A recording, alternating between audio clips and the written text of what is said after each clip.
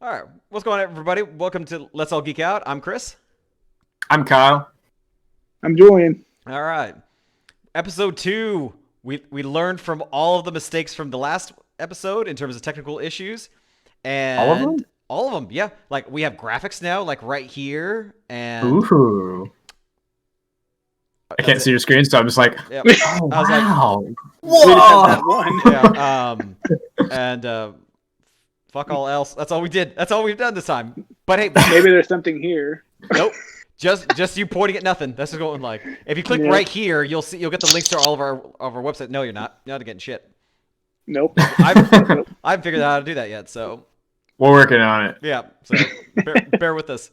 How you guys doing? I'll start pulling my weight soon. I'm Doing good, good. man. Yeah. I've been trophy hunting. Yeah, you platinum some shit, right? Platinum 2 games this week. Spider-Man Shit. and which other one? As platinumed Miles Morales, and then I platinumed Ghost of Tsushima. Nice. Oh, cool, man. Right on. Damn. Oh, that'll kind of lead into one of our last topics here too, since Ghost of Tsushima's Ghost of Tsushima been nominated for that's my first spear too. Nominated for quite a few things for the Off to a VGAs. great start. I know. Thank God we don't edit. Thank God. Yeah. Yep. We So- learned from our mistakes, and we're 10 times worse. Yep. I was like, in my case, 3 times worse because when I did this before with my last YouTube channel, I didn't edit either thinking this is gonna be cool and edgy, like you're gonna see the raw, uncut thoughts about a lot of stuff. And this time I'm doing the exact same thing, and I brought 2 people with me. So Aha. yes. So we're gonna see how much better this works. But that being said, our first video did do much better than a lot of my other initial YouTube endeavors. So yes. Expectations too. I wasn't really too sure, right? We're just kind of getting started with this. We're kind of seeing how it goes and stuff, and yeah. So We're doing it's fun though. Yeah, we're doing stuff, and eventually we'll get better with the editing. We'll start adding graphics, and then maybe even doing like offshoot shows and stuff too. So, Yeah, Julie and I have been talking about some of the stuff that we'd like to do a little bit and everything. So definitely some ideas. Again, a huge learning experience for all of us being on YouTube and doing video editing and stuff. Like I can hack computers, but you're telling me to like make a video, do something with graphics. I'm like, I don't know anything about that. So this is going to be a lot of fun. So. yeah. At some point, the goal is gonna be I want to start recording like middle of a conversation, so that way like leave the audience very confused. Then realize we're recording, so you guys both look down like, wait, what? And then logo. That's the goal. I Yeah. like that. The bait. Yeah. See, I can talk all day long, like, with on the podcast and everything like that, or just like in person. But then you put me on a camera, and I go from just being able to talk like crazy to So, like, yes. talk when I need to, man. Yeah. Like I need to go to the bathroom, and then you're just gone. Yeah. Yeah. Good thing I got my AirPod in. I can still just be talking to you in the bathroom. Oh, there you go. Cool. Julian's got some range. Yep. Nice. Literally. Oh my god. Man, oh man. So we do have a lot of topics to cover here, so we'll kind of jump right into these things. First, Cyberpunk 2077 came out as of this recording. It is out in North America. Streamers are already several hours in. Reviews are out, and it is fucking weird. That's actually like the most like succinct way of putting it. Yeah. I think. Yeah. Yeah. Yeah. Just real weird stuff around it, man. Like I don't understand from a review standpoint that why they can't show gameplay footage of them playing it. Because it's buggy as fuck. Yeah, but I mean Like, that bug breakingly bad though. That's the thing. Like Yeah. I would not Everything buy I've it. read sounds like that. Yeah. Enough to the point where like I know a couple people who were initially pretty excited and they hear the reviews for it, and there has been some like it has not been a smooth transition like how The Witcher 3 was, and so I know a few people who are gonna be like, yeah, I'm just gonna wait now. Yeah. The review and it's like speaking of the reviews too, it's like it's really weird because they're kind of like all over the place. They're all kind of like around that, like, yeah, it's like from like good to great and stuff, but it's like it seems like everyone's been very transparent. They're like, hey, the review copy we got is not actually indicative of like the final version of the game. We can't show you any of our gameplay. We can only show the stuff that they provide.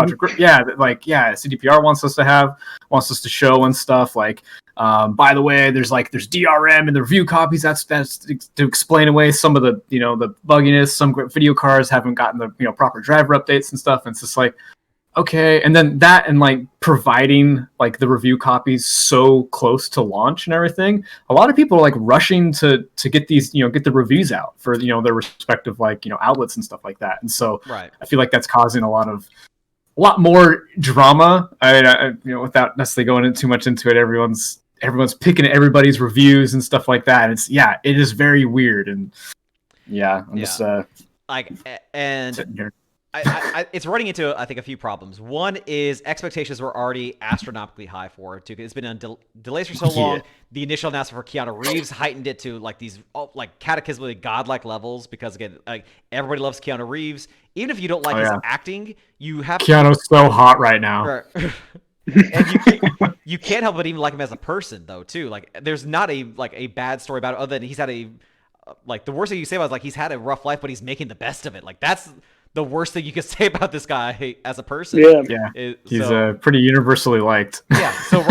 So you add him into a game by one of the most beloved CD Projekt Red, one of the most beloved gaming studios out there. Like, it just seems everything's kind of clicking all at once, and then the delays, and then the news about crunch times, and then the game actually comes out, and it is not the universal praise that I think a lot of people, myself included, were expecting. Like the first thing that happened was I got my IGN review, which was a 9 out of 10. Which I do not agree with if they're saying it is. I think it's weird. as buggy as the game is, they still gave it to that level of it too. So they're like, the only way I initially justified it was the game is such unbelievably, amazingly awesome that the bugs brought it down from like a 12 out of 10 to a 9 kind of thing. Like, it was just to that level of scope. But then you start looking more into it, it's like, no, it's just it's fine. I mean, I think this is gonna be one of those games where and like, full disclosure, I hate game reviews for the most part because there's a lot of like real personal bias that gets put into it. And I don't think that there's anything necessarily wrong with that. But sometimes when I'll read one, I'm like, well, you didn't like it for the reasons that I would love it, or something like that, And so I think that's also something when you have a bunch of reviews that are coming out where people are trying to give, the benefit of the doubt of like, well, it's a little buggy right now, and this, breaks some things, or it's like, there's, I don't really like this part of it. It's like, I don't, it's like, maybe I don't like RPGs, or maybe I don't like, some of this stuff in there, or something like that. It's like, whatever. It's like, which is totally fine, because that's, that's the whole point of reviews. They come from a very subjective perspective and everything like that. Right. I just don't like how everyone wants to put so much weight into these reviews so much. I do think that they're really important for like, hey, do you want, like, here's the game, here's like the mechanics of it, here's here's the content, here's the visually, this is how it looks and everything like that. Use this to make your decision whether or not you want to buy it, right? And I think that's about as far as I like to carry reviews anymore.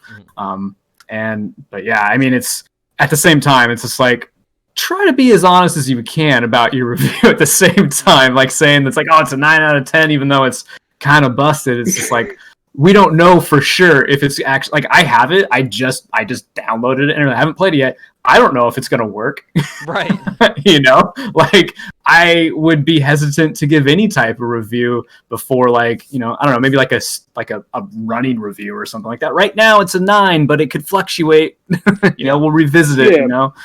Instead of like a final, like how they came out. It's that whole, I don't know, that whole situation's been a mess. I think from the marketing standpoint, right? From the multiple delays, from the shitty PR that came out about how they treat their employees, to these reviews that are coming out, and all these people have this expectation that based on marketing, it's some fucking almost like a run and gun first person GTA, right? And then they get this, it's a super in-depth RPG mechanic that is kind of slow paced and it kind of feels empty because there's too much to do. Like, that just gets kind of boring, and just all the negative things that they put. I imagine people that like myself, who was kind of on the fence about it in the first place, is like, they're just turned off on it. Like, I had no interest in getting in the first place, but now I definitely don't. And I knew this was going to come, watching the hype train, right? Especially as it got closer and more and more and more. I was like, this is going to just piss people off. And it seems like it's already starting, right? Yeah. So I'm curious how the next 48 hours or so go. Right. And That'd be interesting. I kind of think this is going to be one of those games that it's going to be very, very subjective, almost to like, not quite to the same level as like a Death Stranding, because Death Stranding I think is super art house to the point of either like you're the diehard Kojima fan where like everything he makes is pure solid gold, or somebody like myself is going to be more like, yeah, the dude's done some good work, but this is not one of them. Like, I've played some now, like about 2 hours worth of Death Stranding, and I have never fallen asleep in front of my monitor before until I played that game. It's Yeah. like I don't think you're gonna have people in like multiple camps, like you're saying. Like with Death Stranding, you have people who don't like it. Cyberpunk's gonna have a bunch of little camps. It's gonna have shanty towns all over the place in terms of it too. So I think this is gonna be a much more personalized experience. And I'm going into it now with much more tempered expectations for it too. Like every time CD Projekt Red has come out, it's kind of like my Blizzard rant for it too that I've gone before, where that used to be such a you take the day off from work, you do nothing else except like Blizzard released a new StarCraft expansion or Warcraft 3 or World of War, whatever. This is the first time where like I kind of viewed that CD Projekt Red as the same thing. Like Witcher 3 came out, like I took the day off, like I am going to play this game, and that's all I'm going to do for the entire 24 hours. Like if you look behind me, I have like Witcher stuff all right behind me too. Like I love CD Projekt Red a lot, so initially it was heartbreaking to hear about the crunch times and all that stuff. And I do have kind of like mixed thoughts on crunches in general for it too, but yeah, then finding out that the game came out and that it was so buggy and that it is just not the universal praise. Because like Kyle, I'm like you, like I use reviews more as like a divining rod. Like if I see every review aspect or like all the major review outlets are giving this thing critical praise, like okay, cool, this is just confirming what I'm kind of expecting forward to. Or if it is mixed, okay, then I know kind of it's more like how I temper my expectations for it now too. And I think for this one too, it has. I really in this case needed it because my expectations for another CD Projekt Red game was all the way up to about here. Like this is gonna be my next Witcher, where it's gonna ruin other games for me. And now it's like okay, so now it's going down to like okay, this is gonna be. It's still extremely good once you get past the bugs. And now it's like it's fine. It's kind of now it's somewhere between the it's not worth the money, but at the same time too, like it's probably not my game of the year. Like I shouldn't just already give it the award. I'm really curious to kind of hear. I would love to be a fly on the wall in like the executives of like CD Projekt Red right now to hear like how they're responding to like just like the mixed reviews and everything, because it really is kind of on them. Yeah. Like hey, we're gonna give you review copies super late. By the way, they're like locked down and his performance sucks right now, but by the way, you can't show any bad stuff. We can only here's the stuff you can show. And it's just like, and the fact that everybody knows that, right? Because the one thing that like I've been really admiring from the reviews and stuff is everyone's very transparent. Like this is what's wrong with the game right now, this is why our reviews are the way it is right now. And I think a lot of people are kind of like, oh really, they gave you busted ass copies of the game to review and stuff like that. Like, how are you going to give me like an actually like 100% like honest review? Like these are kind of tainted from the get go. Right. With all that said and stuff, I mean, it's, I think people are going to pick it up because they're, they are big, CD Projekt Red, fans. Maybe they're big Cyberpunk fans just in general, which I love the genre. The genre has like influenced the career path I've taken and everything like that and stuff. And so I'm super excited to play it and stuff too, just for those kind of personal things. But everyone else is looking for like a game to play, like a new like AAA title and stuff. Those are the ones that I think are gonna. That's really what's going to make or break the success of it, I think. Right.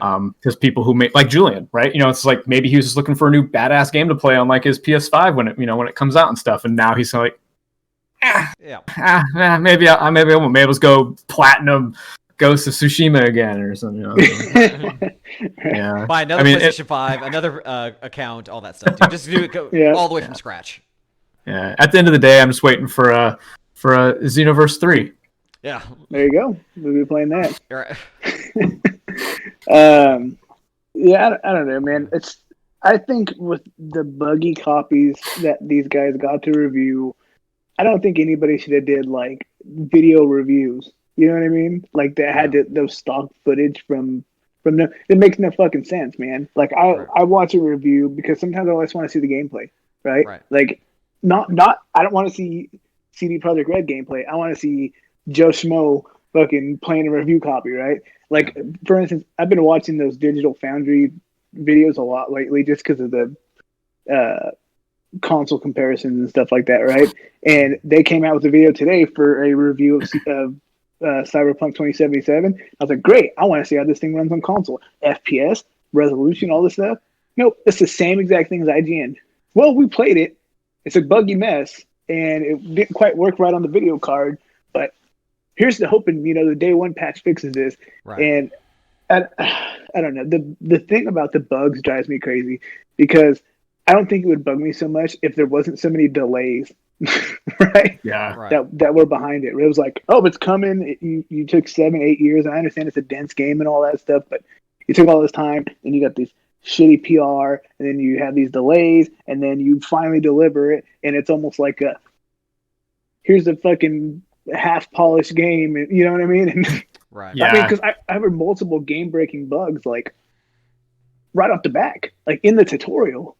Yeah. Like, I think the bugs is probably what's going to put a lot of people off too, right? Because it's like you don't, and or at least from like, day one and even weekend sales and stuff, right? Which is kind of the big, mark that a lot of developers like to hit and stuff like that as far as sales goals and stuff. It's like, oh, that first day sales and the weekend and the first week of and stuff like that. Like I think all the reviewers saying, yeah, it's a buggy mess right now. It might get fixed. We don't know. Right. Is enough to be like, oh, because I was just talking to, I think I was telling you guys, or I don't know if you walked away, but before we were recording and stuff, I wasn't intending on actually buying it. I was going to wait like a week or 2 weeks or even next year because I don't really have a ton of time to play it now that I'm back on, back working and stuff. Mm-hmm. And I wasn't going to play it just because I'm like, well, I'll wait for it to get optimized as I play on PC. It's like, I don't know if there's going to be a driver update for it. There happened to be a driver update for it. Saw it on Steam available now. I was like, okay, cool, I'll get it. But I still haven't played it yet, and I don't know how it's going to run. And there's still that kind of suspicion of like, shit, did I just like spend $60 on a game that I don't have to wait for them to like update to fix, and not play it right now? Did I just lose $60? Like, I don't know, right? I think a lot of people are probably in a similar boat, but hopefully they haven't spent $60 yet. Another crappy thing too is like you looked at the post-launch schedule, and and they said there's gonna be a couple DLCs or whatever, and then there's gonna be the multiplayer aspect of that game in like the earliest is 2022. Like with the iffy start at the beginning, what's the interest going to be in this game in 2022? Not even early 2022, right? Just sometime in 2022. Yeah. What's the interest going to be in the multiplayer mode? Yeah, Like, I think it kind of depends. Like, it kind of reminds me like when GTA 5 or Red Dead Redemption came out for 2. Like, I don't remember the time frame for it too, but they start off as, I think at least GTA 5 definitely start off as single player if I'm not mistaken, and then but those the online portion sometime later. Yeah, they're like within a couple month window. It? Yeah, it was like a couple months. I mean, like Red Dead, it came out, and then I think maybe 3 months later, right? Okay. It was same thing with like Ghost of Tsushima multiplayer. That game came out in July and it came out in October, right? So you got 3-4 month difference, which gives most people time, burn through the single player, right? Like platinum it if you want, still be interested in it and all that shit. But then for this, it's 2022. Like, right. Fuck, man. Mm-hmm. I'm sure there's going to be something else out at that point that, like, I'm going to have to be a diehard Cyberpunk 2077 fan to want to come back to it. But then again, there's still people playing GTA 5. Right. I mean, you have to also like the longevity of like what GTA like online gives, right? Like that's something that you could.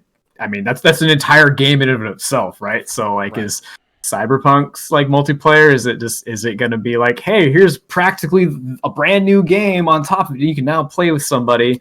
Right. Or is it just going to be like, cool, like do some cool modes, like shoot each other, hack each other's brains, like Battle Royale. Yeah. What are we dropping, boys? Yeah. Fuck. It's like towers. Yeah. Yeah. Yeah. So I think a lot of it does depend on the release schedule for the DLC for it too, because at least with Witcher 3, they were actually pretty good about releasing content fairly regularly up until major expansions came out for it too, to kind of keep you interested.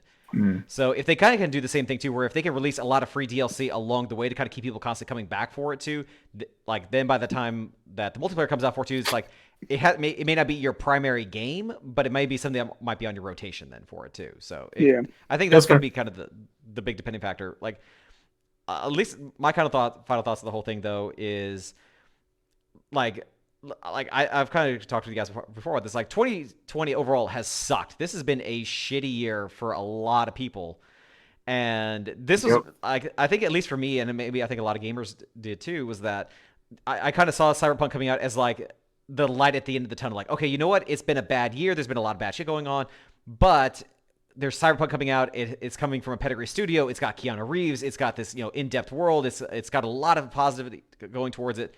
And then that started to kind of wane a little bit for too. But it was finally going to come out, and it's going to finally be the hey, here is like at least a pleasant way for gamers to have a nice closure to the year and be able to play something great. And then it's like, oh, by the way, it causes seizures. Sorry, we forgot to tell you, by the way. Whoops.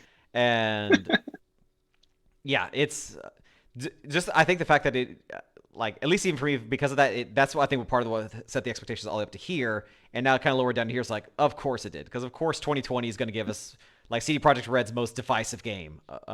Thanks for that. Thanks 2020. I don't think there's any way around that. I mean, the game was announced like what in 2012, and we've gotten like tidbits of it for the last couple of years, and then the last the last like two, we've gotten a lot more content that we've been like like kind of chewing through and stuff, and now that it's like it's finally here, it's it's not going to meet everyone's expectations because everyone's had so long doing it. Like, remember No Man's Sky? Yeah. Remember how amazing everyone thought that game was going to be when it launched and stuff like that? Like, I remember sitting in the office, talking with people like, oh man, what if we can like take over planets and like rule the resources or something? I don't know. Like we're just coming because we didn't know a whole heck of a lot about it. Yeah. Right. We just saw all these like awesome images and stuff. And then when the game came out, it's just like, oh shit, I'm out of rocks. Yep. I guess I should go mine some rocks. Guess I should go mine some rocks. Yep. Yeah. It's like, look at that. It's a brontosaurus with a dog head. Yeah. But that said, they have really turned that game around. They have. It did take a while. I mean, it really was to the disservice that the developers, every time they said like, is it going to have this? Their response every time was like, yes, yes, yes. And it's like, dude, like, is it though? Yeah. It's like that whole thing should have been like if he had the ability to generate an asterisk come out of his mouth every time he said yes. It's like yes, 4 years later, yes, 3 years later, yes, 6 months into 2025, yes, we'll have this one. Like it's just, but it has turned around. It like if there's ever a like redemption story for a game ever, it is No Man's Sky, and like the fact they didn't give up on it too is really saying something. Definitely, yeah. And another thing about that too is they probably should have took the more Star Citizen route. No Man's Sky, where just don't say nothing. Yeah, just like show up a screenshot every once in a while where it's like we're still making it, and then just leave it. Never fully release it.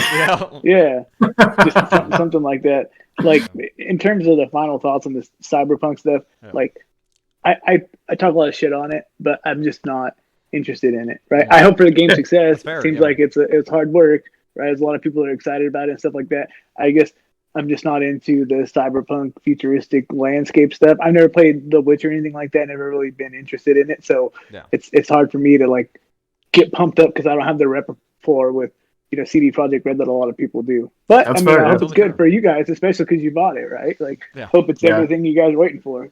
Yep. Yeah, to me, it's just going to be like it's cool. It's a game. I've been looking forward to it. If it sucks, it sucks. Like, oh no, it's not like I've never purchased a game that's disappointed me before. But if it's great, then it's awesome, cool. Yeah. But I also kind of leave it at that. I try not to get too invested, in the culture surrounding the hype that is the release of a game. If that makes sense, like because there's a whole thing. I mean, like everyone's losing their shit about reviews of the game, and it's super unwarranted. Like. People are just doing the jobs. People are writing reviews about a game that people worked real hard to put out. Hopefully it meets somebody's expectations and they're happy with it. Yeah. And I think even to that point too, like I think one of the reviews came out saying, I think that like their headline was, the game is perfect. Like I'm only saying this that way the developers can get their bonuses too. So, yeah. Well, I remember didn't they wasn't the last delay, like the core reason for that is because they wanted to like spend more time on it and make sure the game was like a 90 on Metacritic or something like that. I remember hearing some story about them wanting like these really high reviews, and it's just like, I remember it was just like at least like I know their official response, and it was probably that, but it was like like we're still kind of working out bugs or kinks, or we're trying to perfect melee combat, or they weren't really happy with how something was kind of going for it. And so it's like, okay, you know what? Like, and I think everyone was willing to say that's fine because CD Projekt Red has amassed so much goodwill at that point. Like I think it was even if they said like don't go gold, but like if like maybe like even like 5 or 6 months ago if they said like we need another year, everybody, I think most of the diehard fans, myself included, would have been like that's fine, that's totally fine. Like take all the time you need, do this right, don't burn out your crew. You do you. There would have been a lot of grunting and but people would have had to have just accepted it. It would have been such a short-term thing for them in terms of like the grand scheme of things too. I think another year delay would not have been the end of the world for them. But yeah, makes me wonder how much like COVID stuff like set them back too. Right. Like that's don't hear a lot of people asking about that. Yeah. As long as I like it more than Kingdom Hearts 3, I'm okay with the game taking a long time to come out and me enjoying it. Because Kingdom Hearts 3, I said fuck that game. I couldn't. Julian, thoughts? No, I was kidding. Yeah, I beat it. Yeah. I didn't understand shit that was going on. Yeah, I was like, I just hit triangle every 5 seconds, I guess, and a fucking Disney ship comes out and some teacups. Yep. All right, cool. But that was technically Kingdom Hearts 10, and the last one I played was Kingdom Hearts 3, which would have been Kingdom Hearts 2. Right. God. Yeah, like I've played technically this. I don't think I've missed one. No, I've done all of them, and I have tried on so many occasions to I've watched YouTube videos just kind of re-explain the lore for it because it does get so dense, which is so bizarre for. I had to watch it twice to try to figure out what the fuck was going on with 3. And I was like taking notes. Right. Fucking no. It doesn't help. It's just like it's a fucking video game with Goofy and Donald, right? Like this is supposed to be fairly straightforward. I would have imagined. So I will give the Square credit for going super anime on this, and so super off the walls bonkers. So I have no real issue with it from that aspect for it, but I do think you do start running into issues when all the characters really do start to look alike, more or less, outside of different hair color styles, and even then it's still kind of They all have super complicated names for it too, and it does get so dense. It's just like, oh my god, I'm okay. I know people who followed the series very closely. So when 3 came out, that ending was such a revelation. It's like, oh my god, the next major arc is gonna be amazing. Blah blah. I'm like, huh? I'm seeing this guy it's a hooded dude talking to Pete, right? Yeah. I'm just gonna, I kind of know who these people are, so I get it. But how is that guy a big deal again? I'm sorry, I don't remember. It's one of those things of if you kind of see the revelation of a movie you only half watched, if you were watching The Sixth Sense but kind of kept cutting in and out, and then very end you're Bruce Willis is dead. Wait, what? Why? That's what? It's like falling asleep in the middle of a movie a couple of times and waking up at the end and just being like, that was great. Yeah. Okay. Cool. You're I kind of get it now, but I fell asleep, so I'm sorry not paying. In this case, for me, it's I'm trying, guys. I'm really trying. I'm not that stupid, but it's just I don't get it. I respect it. I don't like that so much of the fucking lore for that game, especially the lore that led up to 3, was tied to a shitty fucking pay-to-win mobile game. Yeah. Was it really? I remember the game coming out. I never played it. A lot of the revelations and the secret ending and all that shit were tied to shit that happened in that. In the cell phone whatever game. The fuck the cell phone game. Yeah. Right? So... that game had some deep fucking lore, dude. Yeah. I watched a video on that just to try to understand what was happening. But you're saying, I was so far behind with what everything was happening. I felt like there was those climactic moments where everyone's like, and I'm like who's the fuck are we? What do you mean? Yeah. What do you mean? Senahort is Trenahort backwards. Sorry. Yeah. I'm just there for the music. Right. Right. I like the combat. Yeah, I overall I enjoyed the franchise. I really do, but it's just oh my god, it's just I only have so many hours in the day too. I have a job too. I need to get some sleep. Fuck that. I burnt through that game and when I got done with it, I was like, was that worth it? Yeah. What the fuck, dude? Yeah. So speaking of was that worth it, Monster Hunter came out to theaters in China, and it has already been pulled within its first day because of a really lame joke. And so was that joke worth it? No, it's not. What was the joke? So apparently, I'm new to this. So. Yes. So apparently during the film, Mila Jovovich's character is talking to somebody else, and somebody else makes a comment something about knees, and Mila's character goes whose knees? Chinese? And wait, is that the joke? That is the joke because it's the kind of reference. It's the offensive joke of Chinese Japanese dirty knees. It's a super old. Yeah. So because the audiences took that as a reference. Grandpa would probably love that joke. Yeah. so yeah, it was taken in context of that. Like, okay, you're making you're making the reference to that racial stereotype joke. We don't like that, and so it was immediately pulled. They apologized for it too, but like that I'm is sorry. yeah. Well, it sucks to lose the China demographic because that is a huge number of people that could watch your movie. Yeah, and who over are a all fucking about that knees thing. joke. Yep. Yeah.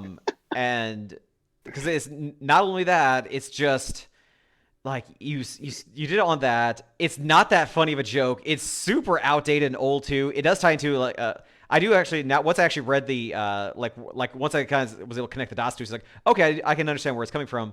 But also, why would you do that joke? It's 2020 for fuck's sake, for it too, and like yeah, especially to that market who like the market that single-handedly saved the Warcraft film from not being like a complete dud. Like that, it was a huge hit in China.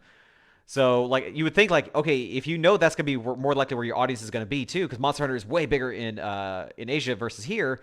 Yeah, don't do anything to upset your primary audience over there at that point then. Or and even for us for it too is like if I was at the theaters or I was watching on demand because I'm not going to a fucking movie theater and saw that joke, I would be like, oh, that's kind of poor. That's poor taste, right? That's an old joke too. That's just not okay.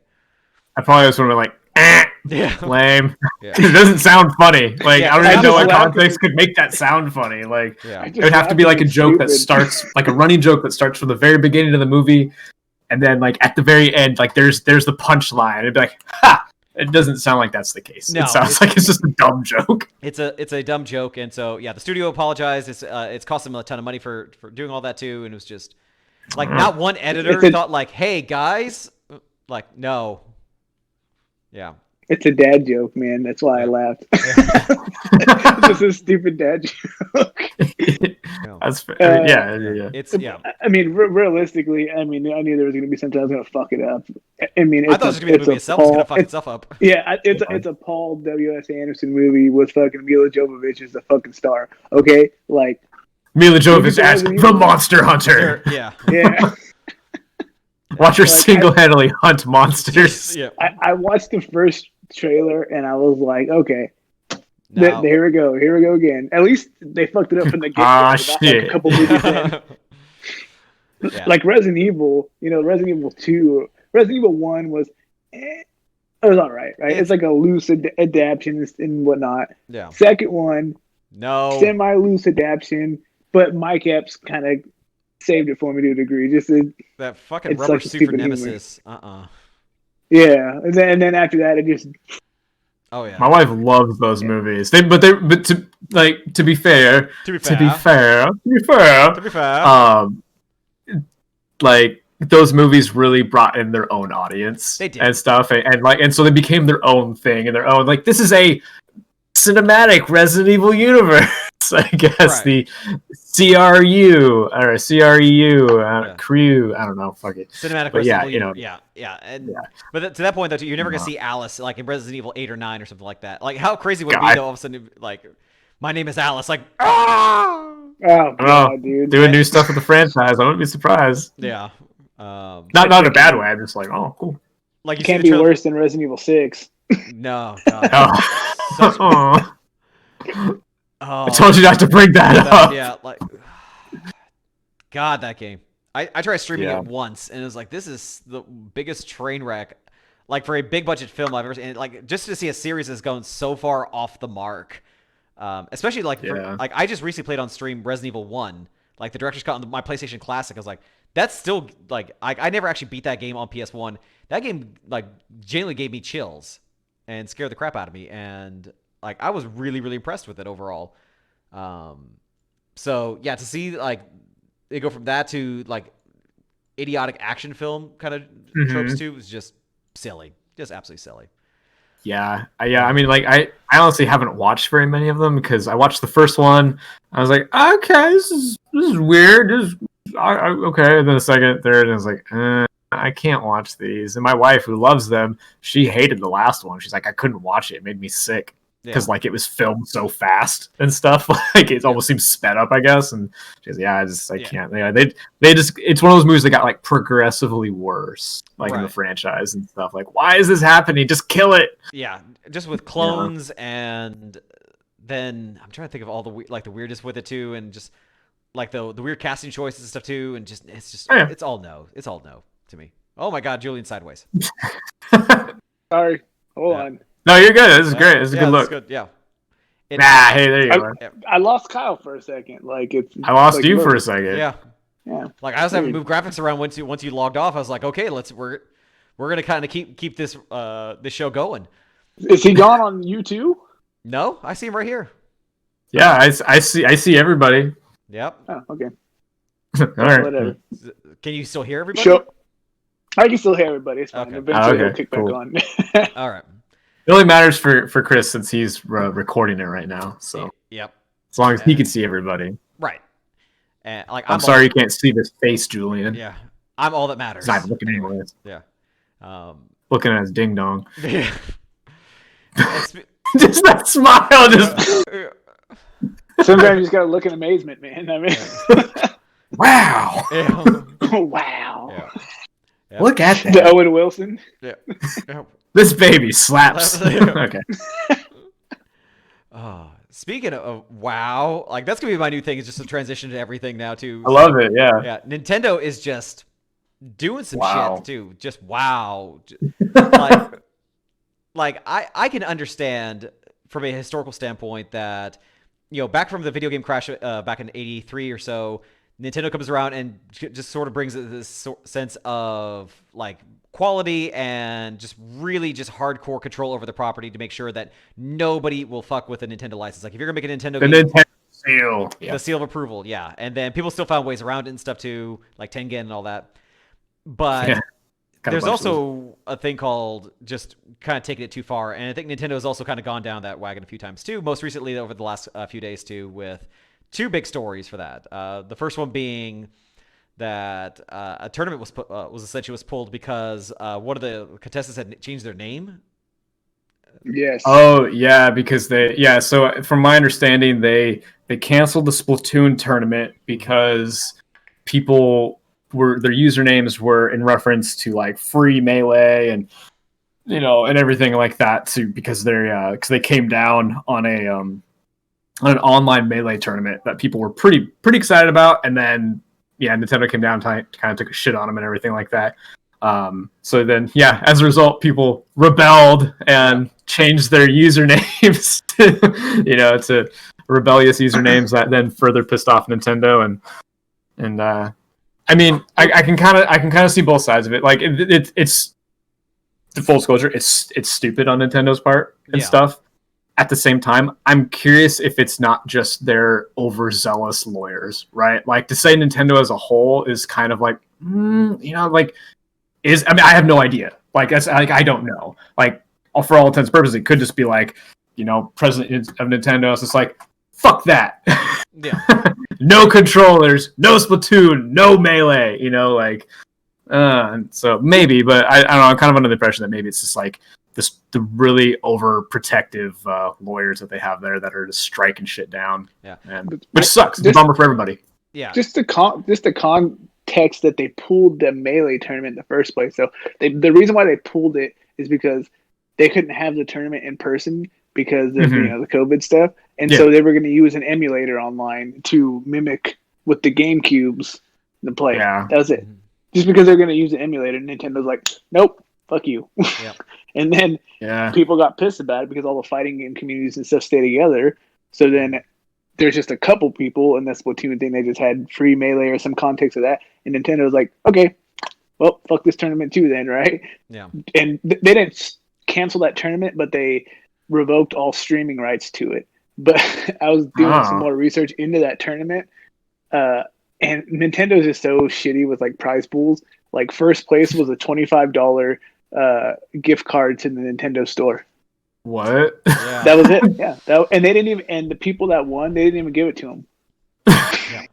It feels like there's just so much disconnect at Nintendo, and like, I mean, and let's be fair, everyone's been saying that they're out of touch, right? They've been out of touch for decades, like they really have, and it's decades, I guess, maybe not decades, but for several years now. It's been and for stuff. a while, though. Probably around the GameCube is when they really started kind of like and stuff. Like the Wii was great and everything like that, but like that, this when you start kind of like looking at everything else that was going on at the time with like Xbox and PlayStation and stuff, like the the gaming kind of demographic started really changing, just the whole environment and stuff like that. Then Nintendo's like, I mean, I do give Nintendo props for being punk rock as fuck and still doing their own thing no matter what other people are doing. But then you get the other side of it and you have them doing stuff that pisses off. And it's, I mean, and I'm sure a lot of people are way more sensitive about it right now, just because of like the current climate of the world. Yeah. If you think about it, like the Splatoon thing wouldn't have happened if COVID didn't happen, because then the Melee tournament still would have happened and nobody would have cared. Nobody would have said anything. Yep. Right. So then you have like Melee getting axed. You have the drama around Splatoon, and then you have the Joy-Con controllers and stuff like that for Etika and stuff. Right. That whole thing too. So it's just like 1, 2, 3. Fuck Nintendo. Right. Which is hard. I love Nintendo, but it's like I also can't. I can't be like, good call, guys. Yeah. It's just like with CD Projekt Red, it's not a perfect company for it too. Like there's going to be issues with it too, but then it becomes then such a golden opportunity then for other companies to be able to have a similar incident and then take a more positive turn. Like I still remember like when people were making like Sonic mods, and then Sega just hired them like, hey, do you guys want to just make our next Sonic game? That's how we got Sonic Mania. Right. Yeah. I actually really like Sonic Mania. I suck at Sonic games. They're nostalgic, and that's the reason why I bought Sonic Mania. I was like, this is kid. I'm still terrible at this, but this is good. Yeah. So, I mean, the same thing kind of goes with the guys who like Counter-Strike. That started off as a mod that became its own thing, and the guys ended up working for them too, like the Portal mods for Valve ends up hiring them to go make formal Portal.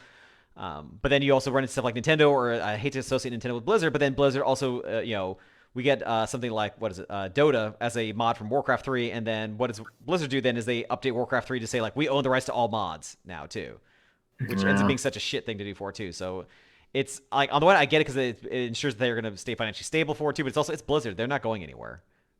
There's a lot more, like, there's a lot more, like, cinching up of IPs and stuff lately and everything, just the last couple of years I've noticed. I mean, mods are still a thing and stuff like that, but people are so eager to like copyright this, copyright that, and stuff, like strike you down because this looks too similar, or something, and it's kind of unfortunate because it definitely it pisses off the community at large and stuff when you have like the man coming down on some little organization trying to do something cool for everybody, and right. Another thing that they're doing, or they started doing in the last day or two, is doing copyright claims on their music on YouTube.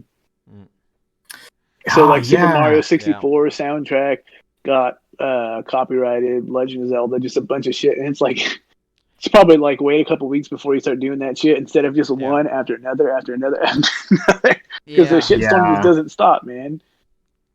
I mean, that's the reason why people pirate shit, right? Yeah, it's not like they have there's no clear alternative, right? They can't just like, oh, you took the Super Mario 64 soundtrack off of YouTube. Great, let me go to your alternative source to get it. Oh, wait, there's not one. I was going to fire up my Nintendo 64 and put my fucking microphone right next to it, record it, and be like, this is great. Yeah. And that's, I think, the problem, like, and Julian just kind of hit on the head there. Like, if there was another avenue for it, like if I could go to like my YouTube Music account, if I can go to Spotify or like Amazon Music and go buy the album, fine. Then go and take it down. That's fine, because then it is at that point you are actively selling it. So then I want to listen to the soundtrack, because I love the Mario Galaxy soundtrack to death. I would love to listen to that on the regular basis, but right now the only way I can really do it outside of just YouTube playlists would be to turn on my copy of the Mario 3D collection on my Switch, like turn on my TV and then go to the soundtrack section and crank it up, which I'm not going to go through like 7 different steps when all I should be able to do with it is go on my phone, click play and cast.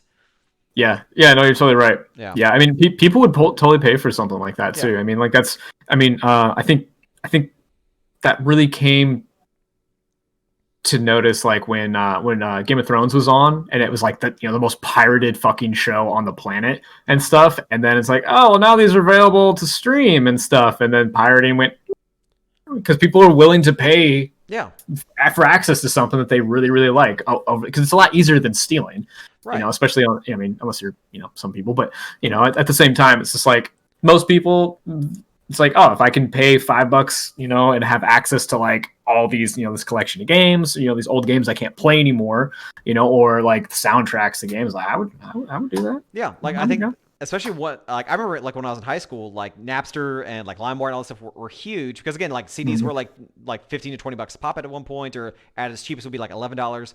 Or I could spend. I'm a kid and don't have a job. Yeah, so I will gladly spend $0, or I'll spend $10 to get 100 CDs and then just start burning stuff on Napster. And that was my first taste of like, am I a hacker now? Am I totally being? Am I hacking the Matrix right now so I can download my copy of Limp Bizkit's like chocolate starfish hot dog flavored water or whatever? Oh, there you go, man. That fucking awful band. But again, it was free, so whatever. First album was great. Yeah. Yeah. But then once it became a lot more readily available, where you could have like a Google Play account for like $9 and get everything as like, and you don't have to worry about like the pain in the ass of like, you think you're downloading an album, then it's just somebody being an asshole and you get rickrolled or whatever. All that's gone. It's all gone. Oh yeah. So it does make your life a whole lot easier for that too. So yeah, I think Nintendo just needs to, like, I'm fine for Control for it too, but also at the same time too, they also have to realize like there is a limit for it too, and if nothing else, just make it available. Just we'll pay extra. I will gladly pay extra. Look at Square Enix. You know what I mean? They took all the Final Fantasy music and they put it on Spotify. Yeah.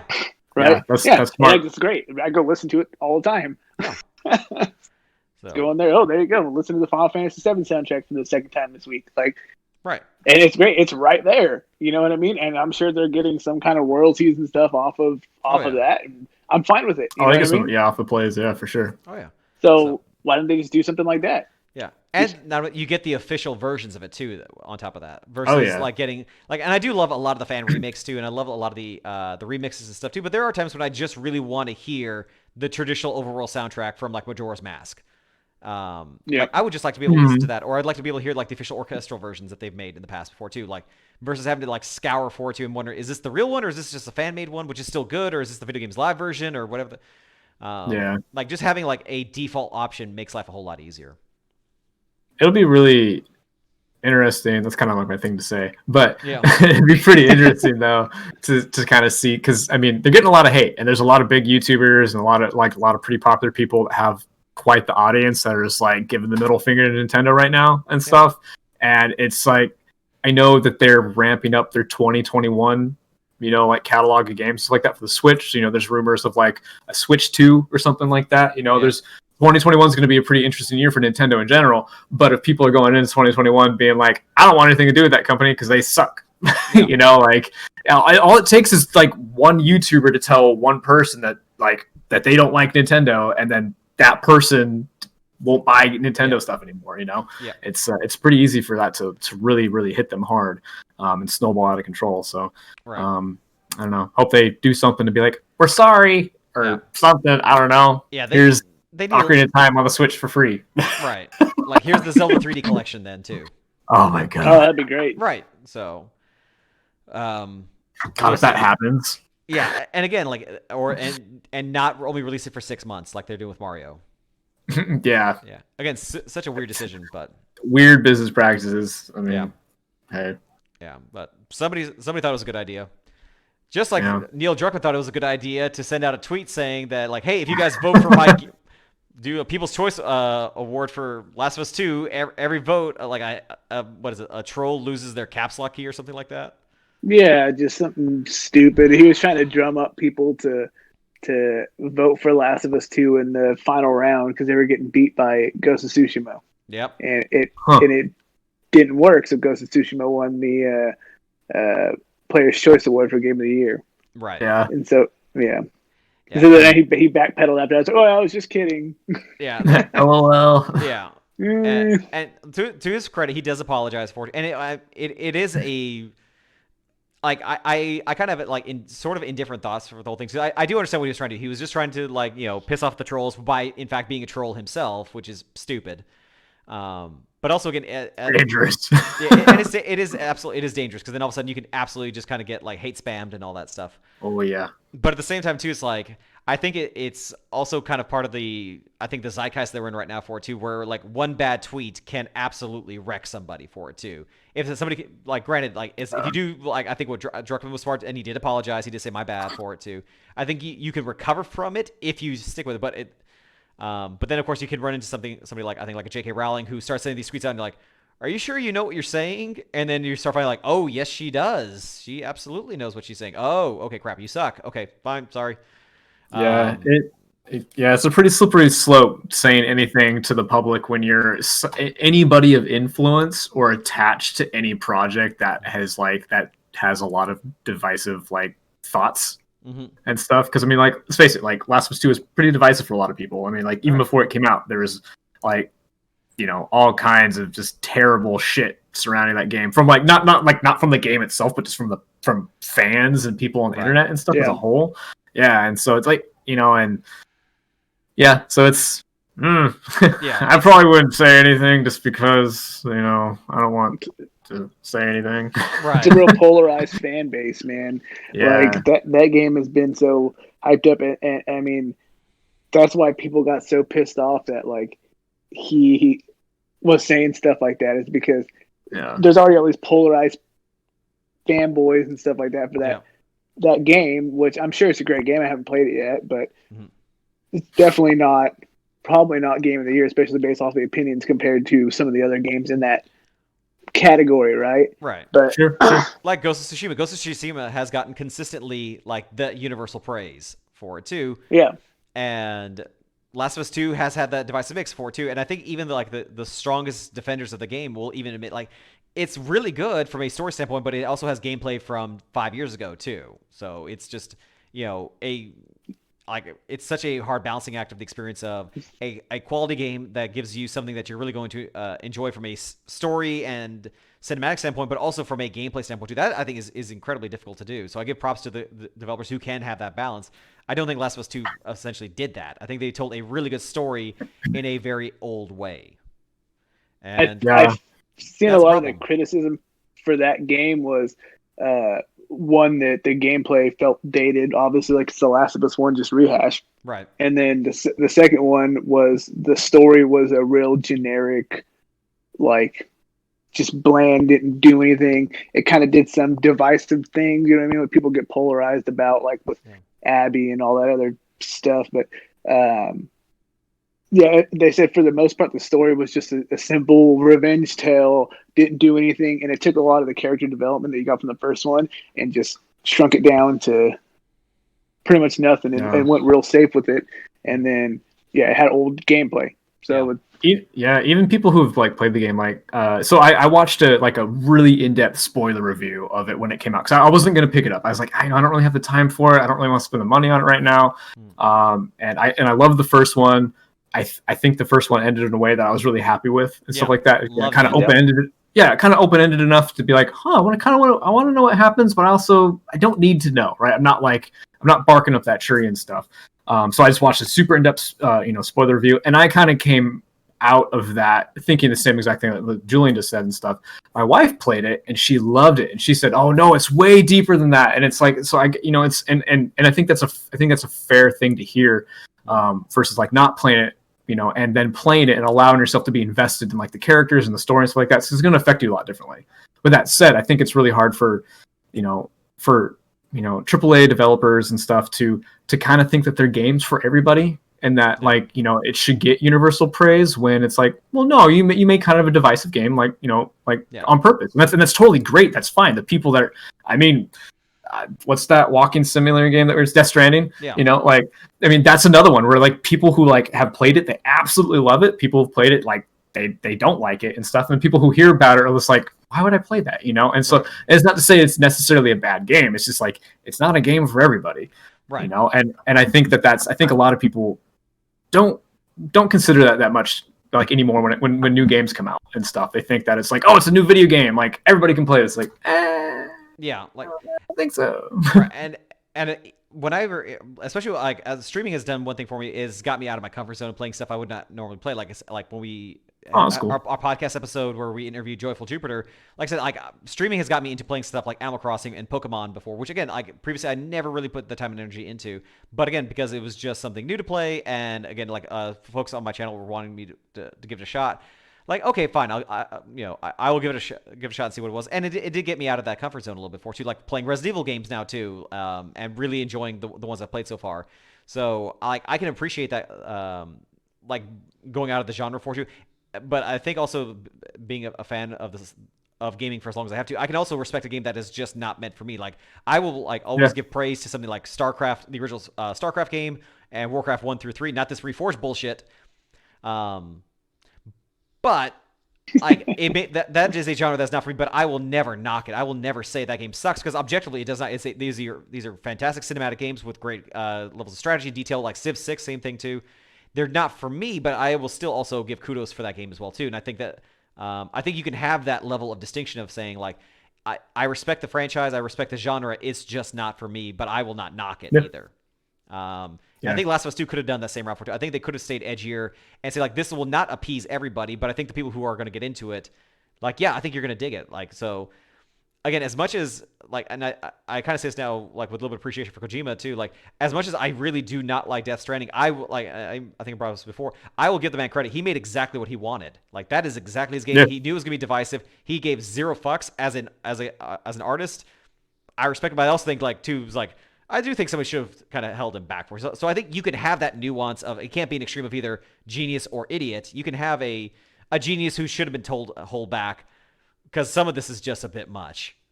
Just as an overall experience.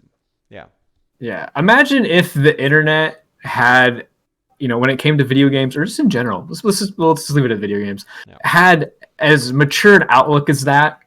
When it came to discussing games and reviews of games and who reviews games and stuff like that, there wouldn't be Twitter anymore because no one would be yelling at each other. It'd just be a lot of people like, that was great. I disagree, but I respectfully disagree.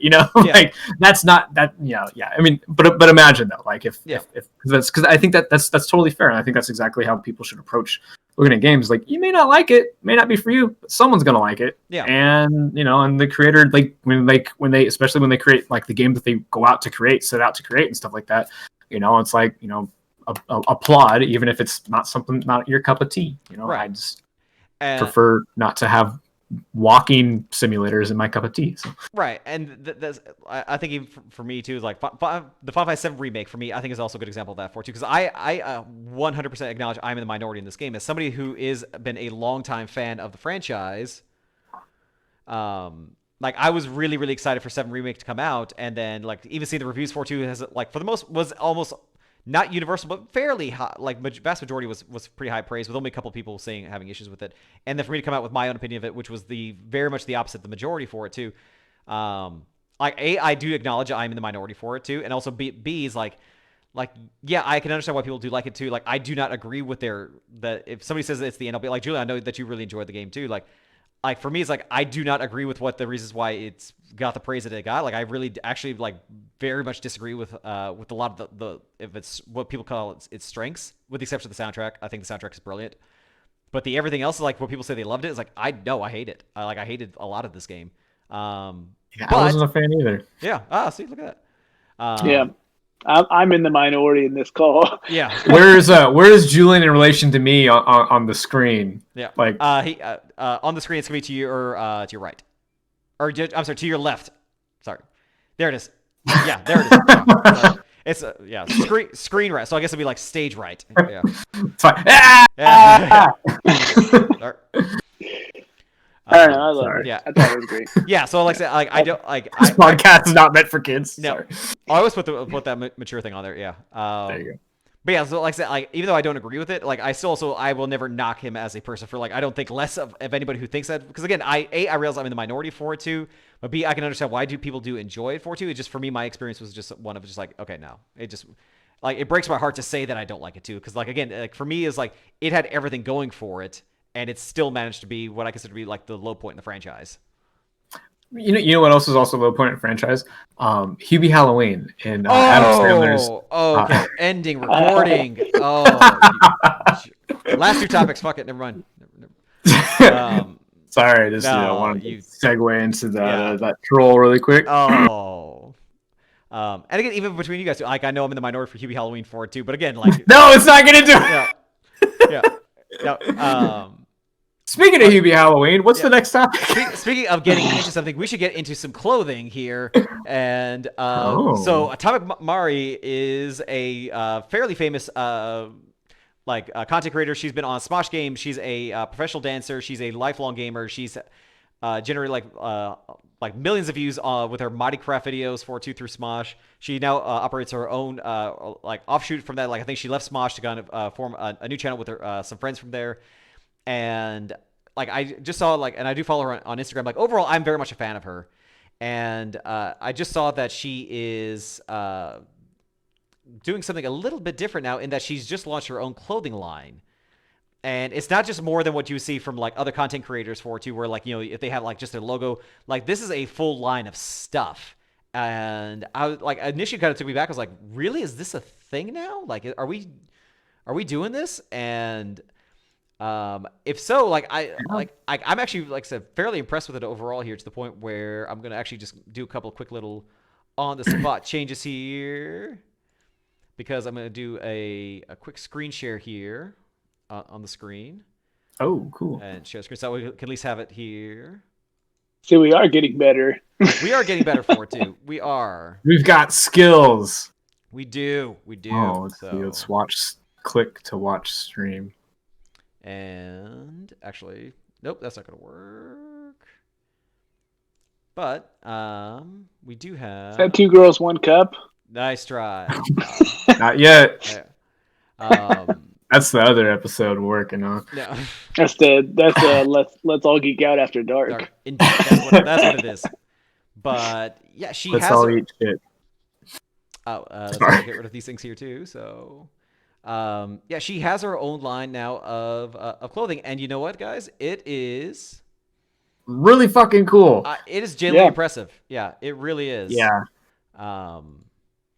Yeah, I was surprised. I was honestly really, really surprised with the quality of this thing. Yeah. So I've never actually. So I live under a rock, I guess. So I've never actually heard of her or anything. But you were talking about like, oh, we're going to talk about her stuff and everything like that. And actually, I really like the designs of these clothes. I don't wear a lot of shirts with graphics on them and stuff. But I do like kind of the very sort of like high tech kind of infographic type sort of cyberpunky sort of look and stuff. You know, that a lot of the stuff kind of has. I'm really into that stuff. Yeah. And so I think this looks great. And it's got sort of the colors, for the some of the other shirts that they have like kind of further down, even with like the icons and stuff like that too. It's like I love the kind of synth wavy vibes and stuff I'm getting from there, and vapor wavy type stuff. And yeah, it's really cool. I like these. Yeah. Oh. Yeah, me too. I don't feel silly wearing a shirt from somebody I don't know where it came from, but I kind of want one. Yeah. So I guess that's kind of the thing for it too, because like again, like I was always kind of used to like just expecting just like a logo of somebody. So like if like I know Ninja, Shroud, all those guys tend to have like their own merch for it too, but it does tend to be like their logo, or maybe it's like kind of like an inside joke. But this is like genuinely like more like their actual branding. Like this is like she created her own logo for it too. She's actually trying to make this more of a just general like streetwear kind of stuff for it too, that even if you don't know exactly who she is, like you can at least appreciate the designs for it too. But also I know that some of this stuff too is a plug for her short film that she made called Coyote Sunset, which is set in like the cyberpunk style universe. Oh, that's cool. Yeah, so this is also kind of a way for her to promote this stuff for it too. So yeah, I just thought this was kind of neat. I think it was worth kind of the conversation for it too, because again, like I just did not see this coming of this being a thing. It kind of makes sense. I mean, like with like Ninja and Shroud kind of having their own merch and stuff too. Like, I mean, I see Ninja toys at Target and stuff like in the toy aisle. It's crazy to me. Ninja merchandise all over the place and stuff. But it makes sense. It speaks to the volume of fan base that some of these content creators have, to where like, hey, I can make a clothing line and people are going to buy it. I can put my face on a toy box and people are going to buy that action figure and stuff like that because my face is on it, my name is. And it really like speaks to just how popular streaming and content creating is versus some more traditional type shit like movies and like other franchises like that. So yeah, it's cool. Yeah. Overall though, yeah, like I do hope that like if more streamers and content creators are going to be like kind of creating their merch, that I think they do take a page from Takahashi's stuff here and just put this level of care into it as well too, because because again, it is more than a logo. It is I think this is gonna be a bit of a deeper cut for the fans for it too, but also like this looks like a bit of a higher quality for it too. Like it is a bit more than just like a plain graphic. Like although that is still some of the stuff certainly is on here too, but it also it's like I respect the effort. She put some thought into it, that's for sure. I've seen some merch from YouTubers and all that shit that just doesn't have the same passion behind it as this does. I mean, more power to her. You know what I mean? Like, doing all that hosting and all that stuff only take you so far. Eventually, you got to kind of branch out into other things. I mean, you look at some of the old like IGN hosts and stuff like that, right? Like Alana Pierce and all that, right? Like she was on IGN, and then now she works for Sony, but she also does voice acting work, right? She's also a streamer. So I'm sure she has her own merch somewhere out there, right? So, yeah, more power to it. But at the same time, like this one doesn't feel like any kind of cash grab. So, like, I'm not. I don't know who she is, but I'm also a fan. You know what I mean? Yeah, no. Like, if somebody gave me that for a Christmas present, I'd be like, "Fuck yeah!" Yeah. Yeah, I was to say, like, if anything, like, I kind of want to check her content out a bit more, because if any of her content's anything like similar to what she's putting out here, as far as merchandise goes, is like, oh, I'm interested. So I mean, if anything, it's just more, someone else can say, that's really cool shirt. Where'd you get that? Like, it's actually the streamer that I really like. You should check out their stuff. Okay. Yeah, so I think it actually, especially now where streaming has become much more of a thing now too. Like, I mean, like, like I think this is kind of like I think the next direction you can kind of go with it too, where, like it's part of like your whole branding for it too, but it's taking it to a less obvious level, and I think a more nuanced, which I can really appreciate. Yeah, absolutely. All right, that's really cool. Yeah, I agree. All right, and now the pièce de résistance. Tomorrow, so by the time this video comes out, the Video Game Awards will be on. Definitely, at least I know me and Kyle are going to be streaming this thing. We got our cheese boards. We have wine. We are going to be being very, very just professional throughout this entire awards. I'm going to comb my hair. It's going to be great. Yep. No, we're gonna call this this shit out for what it is, which is just going to be just whatever. But I think it's going to be worth watching just for the. For the announcements for too, and again, I think it'd be kind of fun to Mystery Science Theater our way through this whole thing too. But yeah, the one thing I am actually looking forward to. So Fat Shark is a developer. They make the Vermintide series. Yeah. They're working on a new sort of like similar game, but it's going to take place in the 40K universe instead of fantasy. So you're going to get some las guns and some bolters, hopefully. But they're going to be revealing the first gameplay of that during the VGAs. And so I'm actually pretty excited because that game's getting a lot of hype behind it. So it's, I'm pretty excited to watch the VGAs specifically for that right now. But everything else is going to be just like icing on the cake or turds. Who knows? Right. So we're going to see how this all is going to play out. But I thought it would be fun. Just do a little bit of quick movements around the monitor here. And we can kind of go through the categories here and just kind of see where we think everything is still going to where do we think these are going to go. So some of these are going to be really fast, like the best esports team. Recognize a specific esports team, judge from same performance. Does anybody in chat right now give a shit about these groups? I don't watch esports. No, I've fallen out. Like I used to follow StarCraft and like Counter-Strike and stuff like really, really, really closely. Mm-hmm. I haven't, and so I mean. I don't know. I don't even know what big esports like teams are even out there now because there's so many. Right.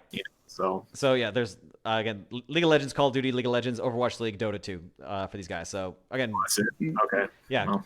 Good luck to these guys, but yeah, I can almost kind of see this one being like like a kind of a throwaway one where like you know when you watch like award shows. Fuck it, Team Liquid. Yeah. There you go. There we go.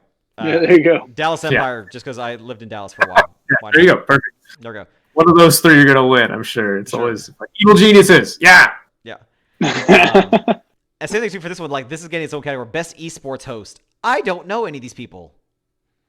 Yeah, me either. Yeah. The guy on the left looks kind of cool. I'm gonna go with him. Yep. I'm gonna go with Shiva because it sounds like Shiva. Why not?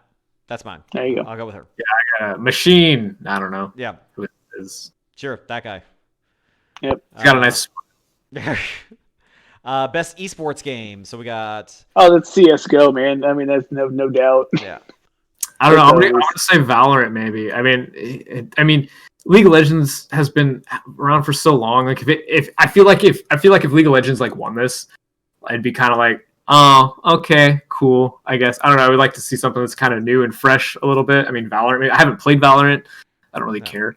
But I mean, I have played Call of Duty, Modern Warfare, and it's fine. It's there, yeah. But I would say Valorant is probably the newest, kind of freshest take. And Fortnite I just don't give a shit about. So. Yeah. I say CS:GO. All right. I will probably say my gut is just gonna be just because it's there. It's gonna be Fortnite. I think they're just. It probably will be. I think it's the safe bet. Like in terms of like what I would like to win, I don't give a shit. I don't really care. Personally, just because I like Valve, same thing. I would like CS:GO to win just because why not? Yeah. But it's probably gonna go to Fortnite because it's still like they're updating content. It's still the biggest game out there. They just released like the Mandalorian stuff and Kratos, but. The number of IPs they fucking get to like have characters in their game is just baffling to me. I hear a new one all the time. Like, yeah, Kratos is like the most recent one, and like Mando, it's like, oh my god, okay. Yeah, because it's the best advertising on the planet for it too. It really is. Like, they had that Galactus storyline for the two, John Wick, and I was like, all right, you guys. They had that big concert that they did with that one guy. I don't listen to music, so I'm just counting. They had a concert with Marshmello. That was kind of cool. Did they really? Yeah, I mean, Fortnite's doing cool shit. I'll give them credit for that. I don't play it anymore, but because I'm terrible. Yeah, like I remember when this game was just a tower defense game where you got to like go up against zombies. That's it. I never played it once it hit the battle royale mode, but. Best esports event again. I don't care. Let's see. That Premier League on the side. Yeah, I didn't go with that one for CS:GO. That's the only one I know. Yeah. Yep. Yeah. Call of Duty, Overwatch, League of Legends, and another CS:GO one. I don't care. Yeah. You go Premier. Sure. I'll go with Premier too. I probably just from these photos, I'm gonna go with the League of Legends World Championship because that's a cool picture. That's a cool picture. Yeah. These other guys fucked up. They just showed like I don't care. Like this guy won a trophy. I don't give a shit. This looks cooler. It's probably because I don't know. The League of Legends one happened before the pandemic, so they're able to like set up cool shit. You know? Yeah. Oh. Let's see here. Next one up here. Best esports coach. A coach. The coach gets their own goddamn categories too. Krusty, because I like that nickname better than Zonic and Rambo. Does this motherfucker look like a Rambo? No. Hey, dude, he might be. He might be. I say that and he's gonna be like right behind me. He's like, he's a coach for God. He's totally Rambo. Yeah. I'm going for Hideo Kojima there. Yeah. For Zeppelin. Yeah. Go for it. The glasses. Yeah, I'll go with Krusty too because it's close enough to Krusty the Clown. Why not? Fuck, I take it back. I'm going back with Zonic. Look how many headsets that guy has. Oh my god. He's coaching so hard he needs two. Offense and defense. Look at that. Dude, he's coaching two teams at the same time. My god, that's intense. He's coaching opposing teams. Oh my god, that's nuts. Yeah. All right. Oh my god, another one. Best athlete. Oh damn. Swoot, Shotzi, Canyon. What's the nickname? Yeah, probably that's what I'll go off of too. I'm gonna go. Showmaker. Which one? I'm gonna go with Showmaker. Yeah. I don't know. I've seen people play League of Legends. I mean, it's pretty impressive how quick. I mean, like nobody here is a StarCraft player, so I know they're not as good as anybody who plays StarCraft because StarCraft is the hardest fucking game to be good at. Yeah. So, yeah. I'm gonna go with Zywoo here because like he doesn't even give a shit. He's on the phone right now. He's gonna be like, I won. Okay, that's fine. All right. It's like cool. Yeah. I'm going with the guy in the middle. Right here, Canyon. He looks very focused. Yep. Like. Yeah. Yep. This guy here, he doesn't. Crimsix here is just going like, I don't know who that. Like he's just looking over at Showmaker going like. Looks like a senior picture. Yep. End up in the yearbook. It's like Ian Porter, debate club, journalism club, like most likely to succeed. Most likely to not win best esports athlete. Ooh. Yep. Ooh. Oh, I know. Ouch. Ooh. Oh, okay. All right. Now we're getting back to some games. Best debut game: Carry On, Mortal Shell, Raji, Roki, and Phasmophobia. This is Yeah, I've only played 2 of these, so I haven't even seen Roki or Raji. yeah. No, I say Phasmophobia takes it, right? That was such an instant hit. Yeah. It's huge hit. And Yeah, it's still going pretty strong. Yeah. It's still got it. Yeah, Carry On looks really cool. Carry-On's a lot of fun. Mortal Shell came out and then went, and Yeah. then honestly, I've not heard of the other 2 games that start with the letter R. Yeah. So Yep. I mean, I don't know. Yeah. They're probably great, but I would probably I think Phasmophobia would likely be the one to win it, but I would like to see Carry On because I do like Devolver Studios, and that game was actually a lot of fun. And the fact that like the reversal of being able to be like the evil space like plague, I thought was pretty rad. it's a cool concept. I like it. Yeah. All right. Best content creator of the year for streamer who's made an important and positive impact on the community in 2020. I only know Alana Pierce. I don't know any of these other folks. I'm so out of like wildfire. Fuck. Well, I still think you can be. It's just like these are just all aspects of the game community outside of like the best new studio game, or the best. What was this last category? Best debut game. Like right. All these other people for too. Like I respect Alana Pierce. I respect she's been putting in the work in for too. So mazel tov to her. Yeah, she's got her name on a bit more stuff. I think maybe. Yeah. At least that and I think I've heard of Tim the Tapman, but that like it's kind of one of those like I think I've heard it in a vague thing, like scrolling through like YouTube or something like that, and they maybe made a reference or something. But Nick Merckx, J.Ann Lopez, Valkyrie. No, I have no idea who you guys are. Sorry. Probably go to Alana. Like she's had so much growth this year that I don't see it going anybody else realistically. Right. So, congratulations, Lana. Best multiplayer. That's gonna go to Among Us. And I do not agree with that. I really Actually, I don't think it should go to any of these. Honestly, I don't like Animal Crossing's like multiplayer is such dog shit, and just in terms of like you can do is visit other islands. That's not fun. Like it's fun to visit. Some other manner of talking and communicating because it is not easy to communicate with people in that game. Like I understand what they try to do for too, but just in terms of like a game experience for too, because like what's the description for it? Outstanding all-in multiplayer gameplay and design, including co-op massive multiplayer experiences, irrespective of game genre or platform. So like based off that category, I can see why Animal Crossing is definitely in here because again, it does have its experience of going to people's islands, interacting with them. Like I've seen some very nice videos of like there's a streamer who I follow on Twitter. Where her mother passed away, she couldn't visit the grave because of the circumstances. So her community actually built a gravesite for her on one of their islands. That way she can go visit her mom that way. I thought that was very very sweet.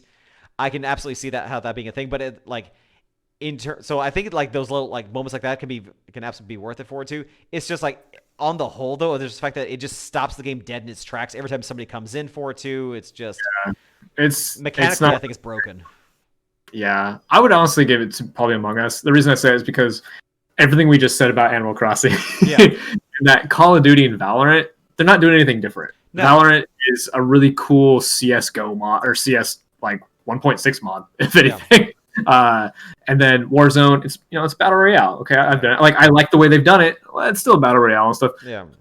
But you look at Fall Guys and Among Us, like they do something very different than a lot of other games have done. And I would say, digging in deeper on that Among Us gives probably the most unique. If this is for most unique multiplayer experience, it would definitely go Among Us or between Among Us and Fall Guys. Yeah. But I think Among Us is like. I hear people talk about Among Us more than I hear about Valorant or Call of Duty. Right. It's Among Us is just. I mean, if you look at this stuff, even from like a pop culture perspective, right?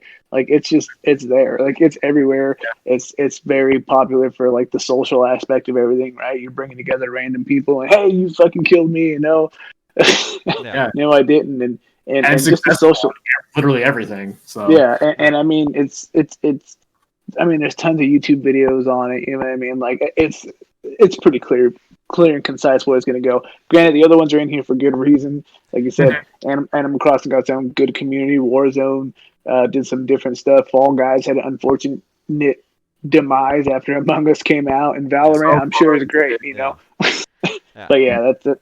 Let's go to Among Us. My only real kind of caveat with the whole thing is that unless I don't 100% know for Call of Duty Warzone, but everything else came out, with the exception of Among Us, came out in 2020. Among Us came out several years ago. It's just it kind of hit its popularity now for it too. So I guess it kind of depends on like if this is a like based off of games that came out this year for it too.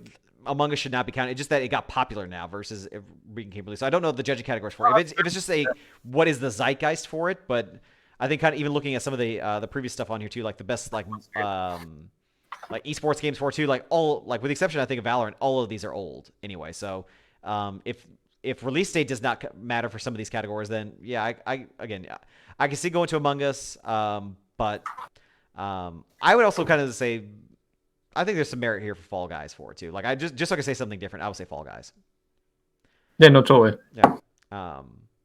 Yeah, like and I almost would say for Animal Crossing if it wasn't just for the technical, like if it just the experiences are definitely there, it's just the execution is so goddamn slow and so frustrating. So yeah. Presented by Instagram. Yeah, fucking hell. Oh, look at that.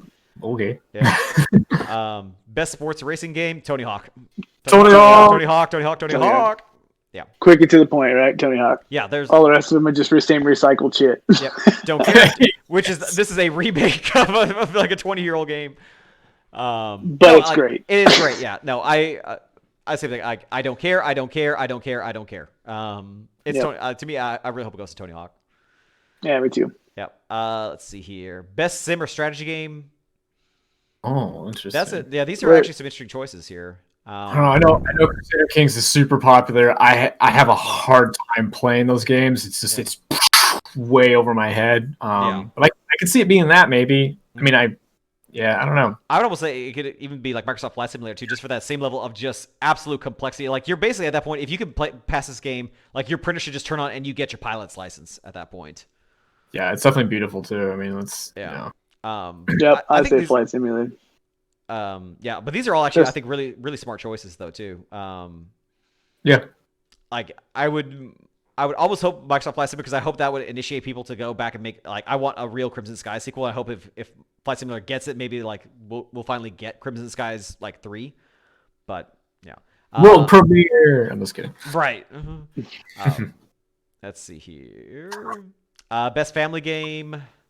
Family game. Yep. So appropriate for family irrespective of genre or platform. So anything that the whole family can play. Animal Crossing. I'd almost go Fall Guys, honestly. Yeah. Or Minecraft Dungeons. I mean that because Paper Mario, that's a single player game. Animal Crossing multiplayer is meh. I mean, like it's family friendly, I guess. Like you know, it certainly is. Yeah. Crash Bandicoot is extremely difficult. Right. Fall Guys is definitely something that like, I mean, you run and grab and jump. Yeah. And then home circuit. That's a really weird one to me. Yeah. Because it just came out recently and. Right, and that is such a niche thing to do, like build your course around your house, and like kudos for them for trying it. I think that's like I will give Nintendo credit for trying something weird, but. And like I want like Paper Mario the Origami King. I did not care for that game at all. I wanted to try it out and just kind of watching it. I was like, maybe I'll get this eventually. And then like my interest has kind of died out and stuff. So I'm going to hop out of here real quick. Yep. So everybody that's watching this, thanks again for watching. And if you like it, hit the like, comment, and subscribe. Yeah. I'll try to hop on with your guys' game show stuff tomorrow. I probably won't make it for the game show, like the Game Awards itself, but I'll try to hop on for an after show if you guys are doing that. Okay. Sure. Cool. Yeah. But I will let you know. All right. Thanks, buddy. Ghost of Tsushima, game of the year. I got figured. Yeah. We'll just do you want to go to Tsushima for anytime it's nominated. Yeah. Yep. All right. All right, later, guys. Thanks. See you. Yeah, I don't really have a necessarily a choice for this one for too. I would think it would probably go to, this is Best Family.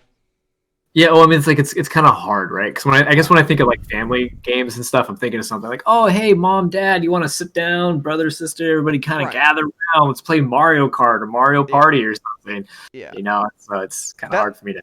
That's where I was kind of thinking with this too, because like Animal Crossing, you'd have to have multiple switches and all that. So that's for something like the family can play together, unless you're going to backseat game somebody while they're building their island for which I could see like for like how to start a divorce. And yeah. Yeah, it's gonna be like, move the chair over there. No, like the chair should go over. I swear to God, Carol, if you tell me one more time we're gonna move the goddamn chair. I was like, Mom, Dad, it's my birthday. Not anymore. Give me the damn Switch. Yep. But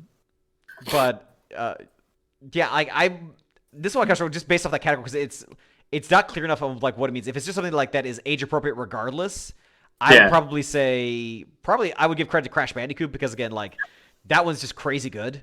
Yeah.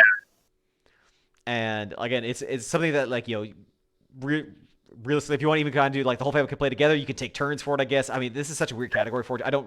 I wish they were kind of a little bit more clear on what it constitutes. If it's just something like anybody can play, probably Animal Crossing. But if it's something more of like as a family experience for it too, yeah, I'd say Crash. Crash would be a lot more fun to play with a family. Yeah, weird category. It'll be kind of interesting to see like where it goes. I'm just kind of like, huh. Yeah, that was interesting. If it goes to like Origami King, be like, okay, Nintendo paid somebody for that one. That's not right. yeah. Please buy it.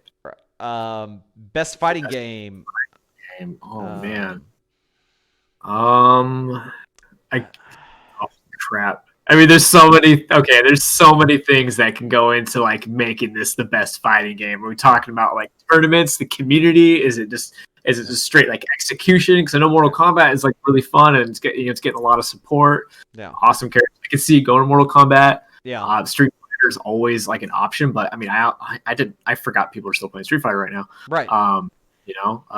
Grand Blue Fantasy. I actually know some people that are pretty stoked with that. But I don't know. I'm gonna go Mortal Kombat. It's the only one I'm like super familiar with. That's the one where I think it would be too, just because like it's been regularly releasing content for it too. It's been universally praised for it too. I think Street Fighter, to your point, I think if they like this one is kind of one of those games where, or this category where I think this is more of a marketing thing than anything else. Is why I think I would go with Mortal Kombat because again, like it could be that Street Fighter is just objectively the more intense or the more technical fighter game for it too, or maybe the Grand Blue has the same level of complexity, or One Punch Man or Under Night. Under Night, I have never even heard of before too. So yeah. No idea. But yeah, like realistically, I think if this is like any other war show, maybe it's more popularity for it too. It's gonna go to Mortal Kombat 11. I think yeah. Yeah, if there's gonna be an upset, I would say probably either Street Fighter or Grand Blue. Yeah, safe bet would be Mortal Kombat for sure. Yeah, I definitely think that one. Best role playing game. I struggle with this because this is essentially just a an update than anything else.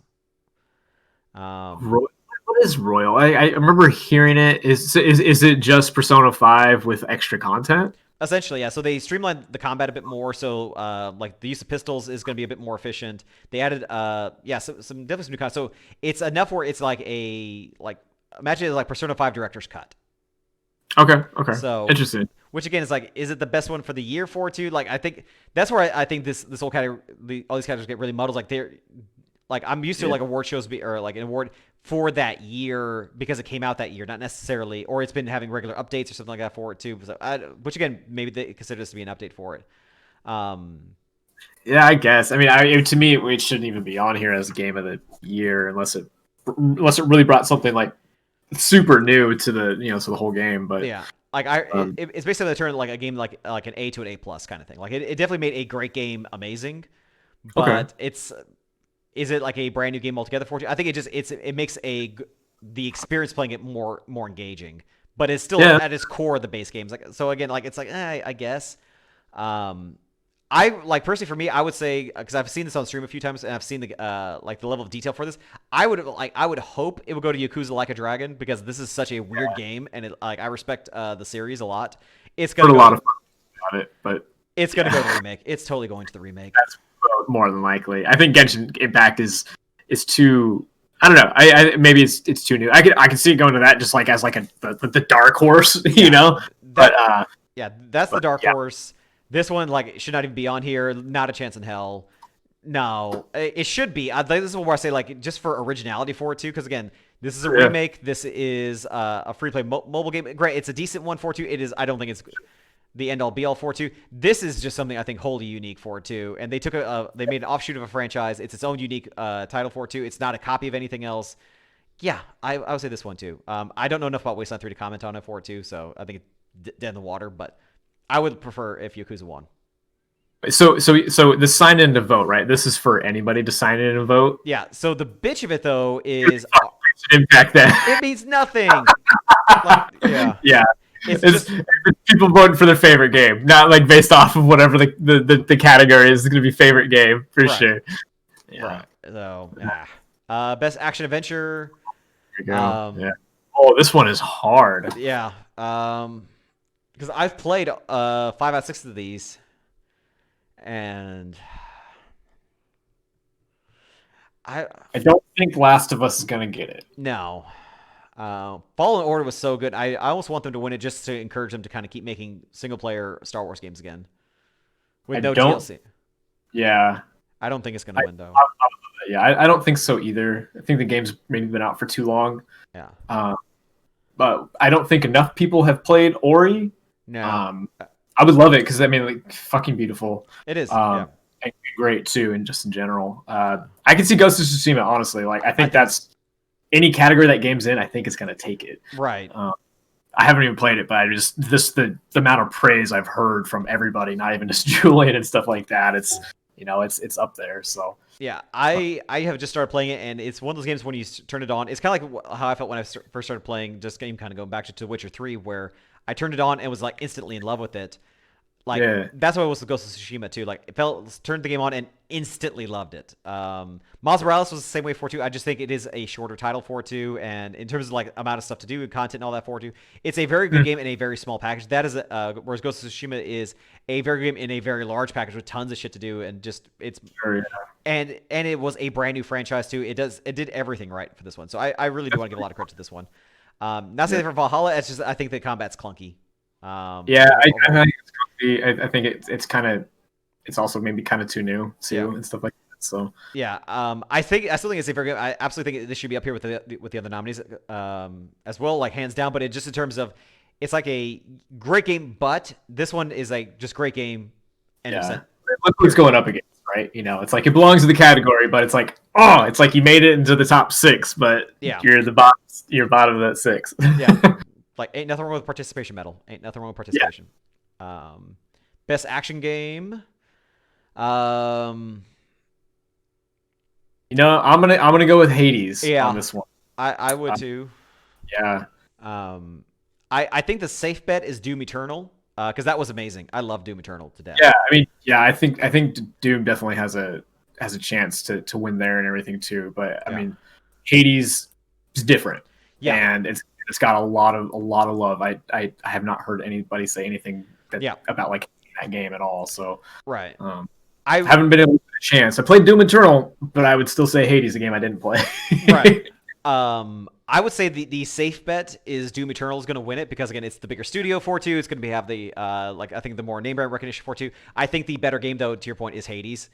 Supergiant comes they knock him out of the park when they drop something out. That's they made a wizard basketball game and it was amazing.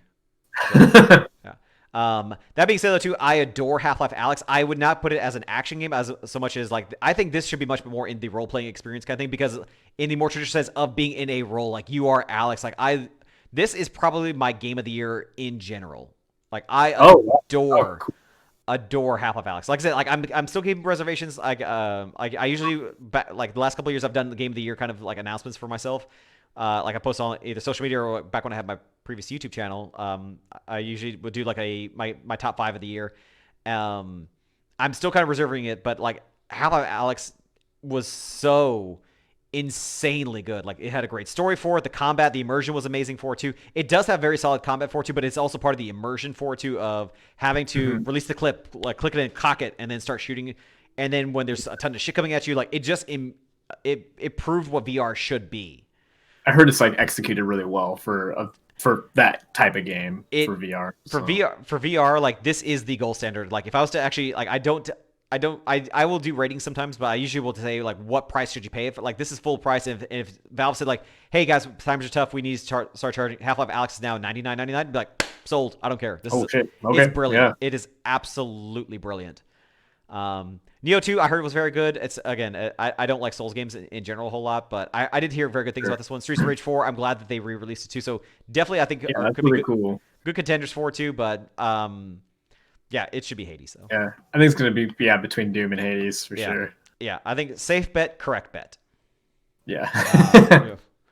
Let's see here. Okay. Innovations in accessibility that pushes the medium forward by adding features, technology, and content to help the games be played and enjoyed at wide experience. I can't speak to this one just because I haven't seen what they've actually done for it, but maybe I haven't heard of Hyperroot at all. Yeah. Yeah, that's new. I've seen Grounded, and I think it's interesting. I don't know if it does anything necessarily super new, other than like you're really small. Honey, I Shrunk the Kids. Yeah, which is cool. Yeah. Maybe Watch Dogs Legions. I mean, if it's like innovating off of what they've done off of previous Watch Dogs games, then definitely Legion. I mean, just like recruiting the different, anybody, for the most part and everything like that, and just I think it's done a little bit more. So this is innovation and accessibility. So like this would be stuff like I know with I remember hearing this for Grounded was like they did something like if you have arachnophobia, you can actually disable it where you don't see spiders. Okay. So it's that kind of like so if you are somebody who's like colorblind or if you have like voice to text or text to voice recognition stuff or things like that just to make it games more accessible for folks with, that have handicaps, disabilities, or phobias. Sure. No, I mean that's really cool. I mean, so I can't speak to what they actually did for each of these things other than I heard what Grounded did. So yeah, that's cool. I mean, I would say it'd be cool if Grounded got it. I mean, like it's Obsidian, which is really cool. So right. So we'll hope for Grounded just because I heard that's the one I've heard that they've done. Best VR Half-Life Alyx, 100%. Oh yeah, I was wondering if that was gonna pop up in there. Yeah. Star Wars Squadrons, its VR is cool. The only problem I've seen with it though, at least from my experience with using my VR headset, is the immersion of being inside the cockpit is out of this world outstanding for it too. But Half-Life does everything else though. It's like it's more than just being in the cockpit. Like you can't go and you can't just like go out and physically like touch panels and do stuff. You're still using your mouse, keyboard, controller, or your joystick too. So that doesn't add to. Sure. Yeah, I got you. Like Alyx has the full-on immersion for it too. So right. I mean, I would go with Half-Life for sure. That's the easy one. And I heard Saints and Sinners was very good too. I don't know what Iron Man or Dreams did as well, so we'll see. Yeah. Best community support. So this is a game for outstanding community support, transparency, responsiveness, including social media activity and game updates and patches. So I want to give it to No Man. I honestly, based off of everything they've done, I mean, the sheer amount of content they pump back into, and life into the game. Yeah. I don't know if enough people have been able to play it that are going to sign in and vote for it. But again, like there's still a panel. Like again, like even our voting doesn't count towards the award. It was just like us to show who we support. Yeah. It's more like so that way the judges can make an influence. Like, oh, well, the voters really like No Man's Sky. So yeah. No, I got you. Yeah. Yeah. So yeah, I would say I agree. I would say No Man's Sky again, like they took the feedback and they really did go with it. My only thing with this is like inclusion of social media. That means like if you have a fucking great Instagram account, like yeah. I don't know. I don't know. I want it to be No Man's Sky, but I could see it literally being Fortnite or Apex. Right. Like Fall Guys' Twitter account's pretty funny. Yeah. Yeah, I would I agree. I think it should be No Man's Sky. I could see it going to Apex or Valorant, maybe. I can see it going to anybody but No Man's Sky. Right. Right. Best mobile game. Genshin. I'm gonna say Genshin. Yeah. I mean, Among Us is like a second, but I think Genshin. I mean, I saw something about them making just millions of dollars a day. Yeah, because it's a gacha game. It's a gacha game. Yeah. Of course, it did. Yeah. It's also on everything too, so I also think that I think that kind of is cheating a little bit, right? It's not just a mobile game, right? That's what this is. It's for mobile games, right? I think it's a little cheating, but yeah. But also, Among Us is on Steam too. Yeah. But yeah, I think this is initially inherently designed as a mobile game that just was essentially had ports to it. So I would say just as a game overall for it too. I think this is the safe bet is Among Us, but I think it should probably go to Genshin. I heard this is like all about like this is just shit. I think this was like microtransaction heavy, or there's something about this that was just kind of I don't know. Yeah, it's probably just something like we need a mobile game to put into this category. Yeah. Let's see. Best indie title, Hades. Indie title, probably. Yeah, I'm gonna say Hades. I mean, I could see Fall Guys making a run for it, but I mean, Hades, I think is gonna take it and carry it. I think like Fall Guys was basically like came in like an explosion. Like it was like big, it was loud, it's gone.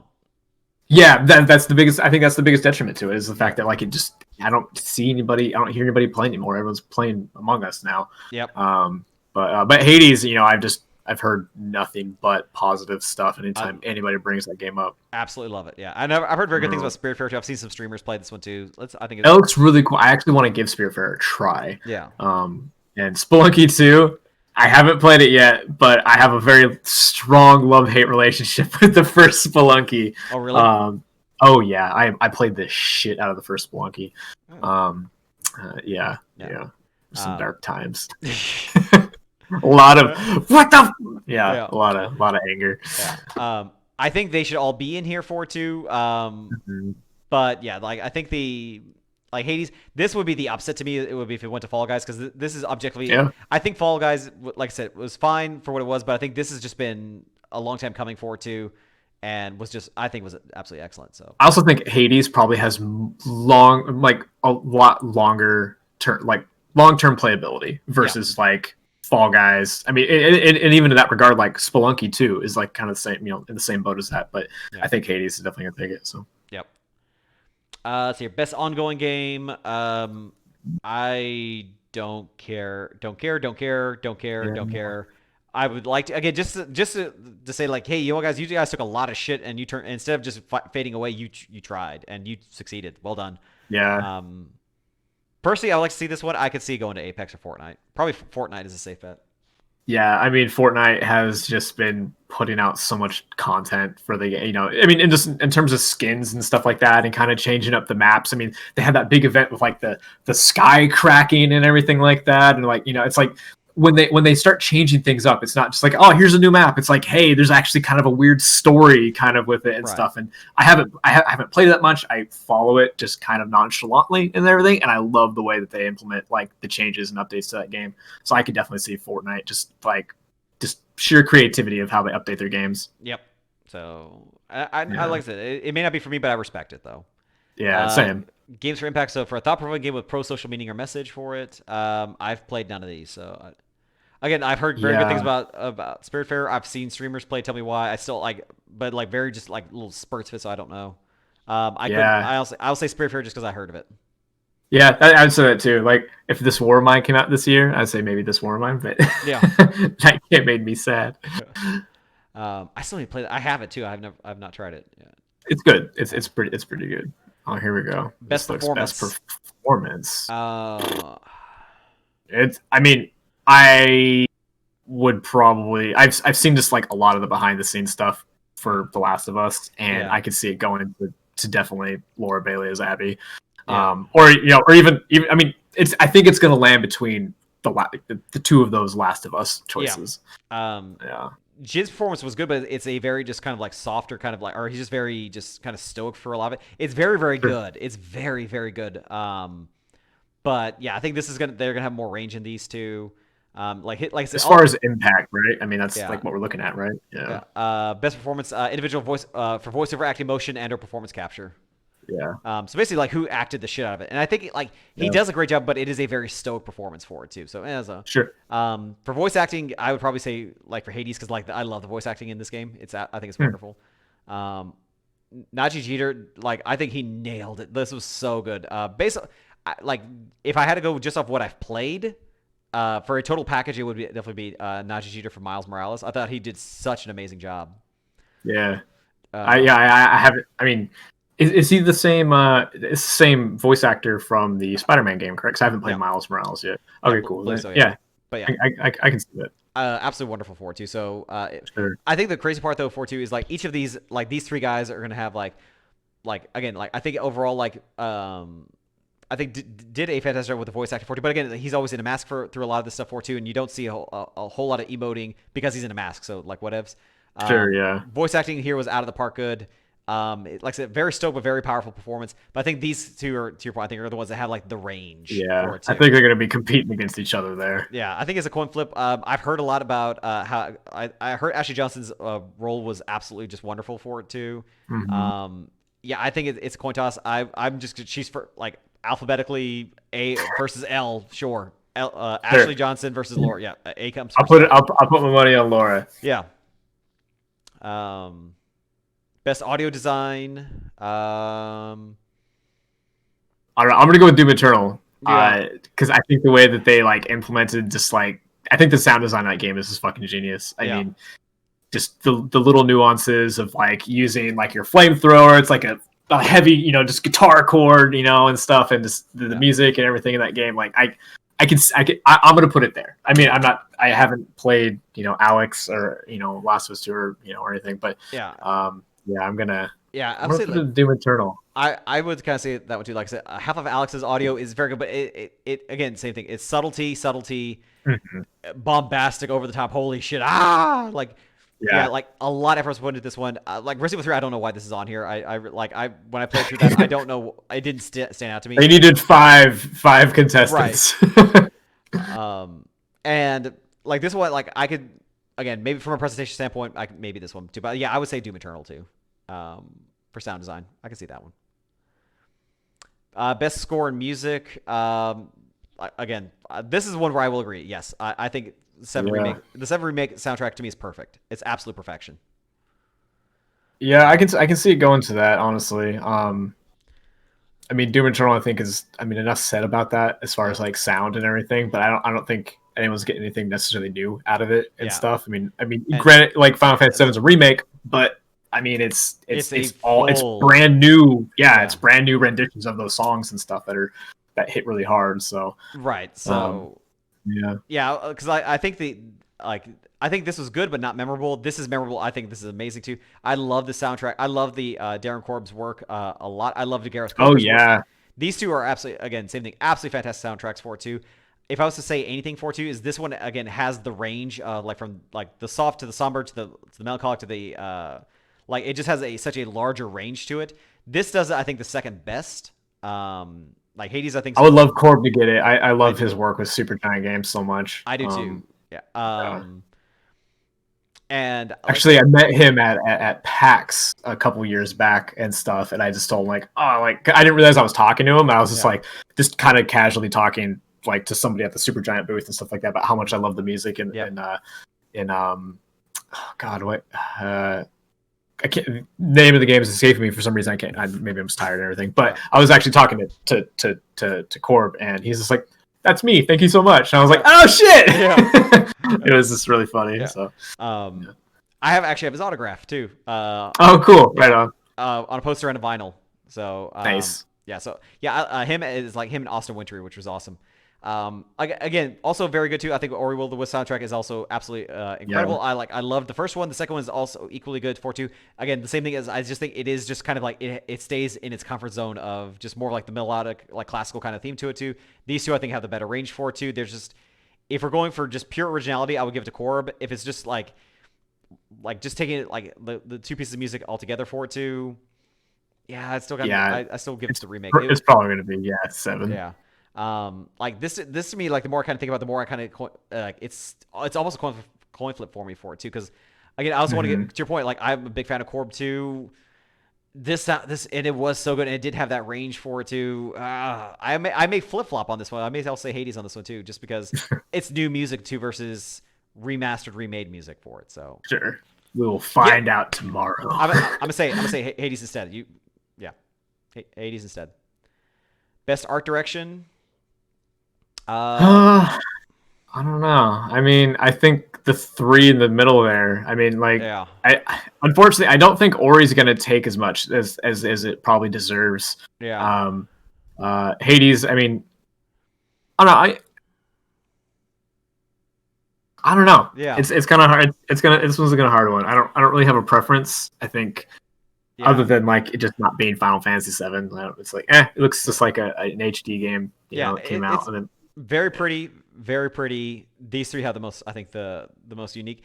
That being said, I will say again, despite my thoughts on 7, the last the last third of the game, or the last major section of that leads up to the final battle, from an art style for 2 is genuinely incredible. It goes full on anime, it goes full on weird for it too. So I'll give it credit for that. I'm gonna say either Hades or Ori for me, and the reason for that is like from a glance, like if I'm looking across the room at a game and that doesn't have a main character on there or like an iconic giant sword or a samurai, and I'm just looking purely at the art and stuff, the ones that are gonna stick out to me, is gonna be either Hades or Ori. The other 3 games I'm not gonna be able to tell the difference unless I like sit down and look at them for a second. But across the room, one of those 2 games is gonna like stick out to me. So. Yeah, I would think Ori. It's kind of the same thing. I would say Ori is the one that should, because again, like if you're to take any of these, like any screenshot from Ori can be a painting. Like it just looks absolutely beautiful, absolutely stunning, stunning work for it. Like I said, not to take anything away from Hades 4-2 or Ghost.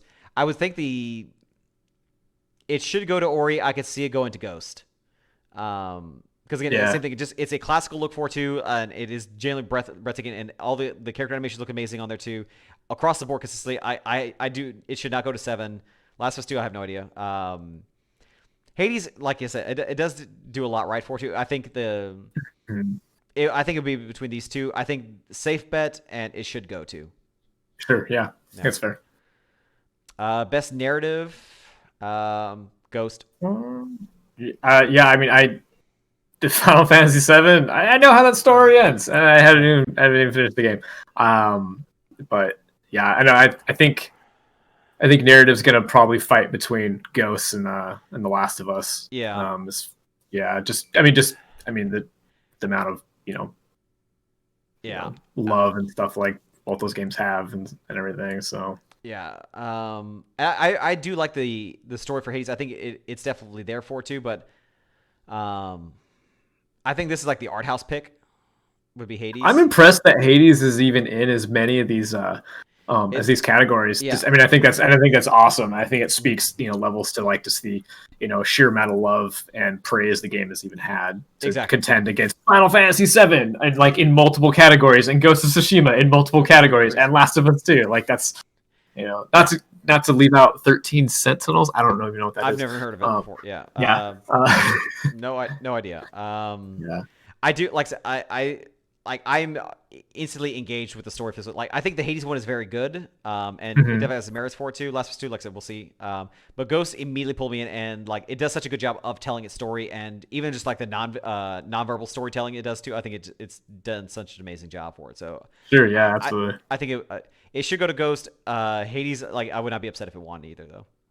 Right. Hey, look. I feel like we just looked at these. I know.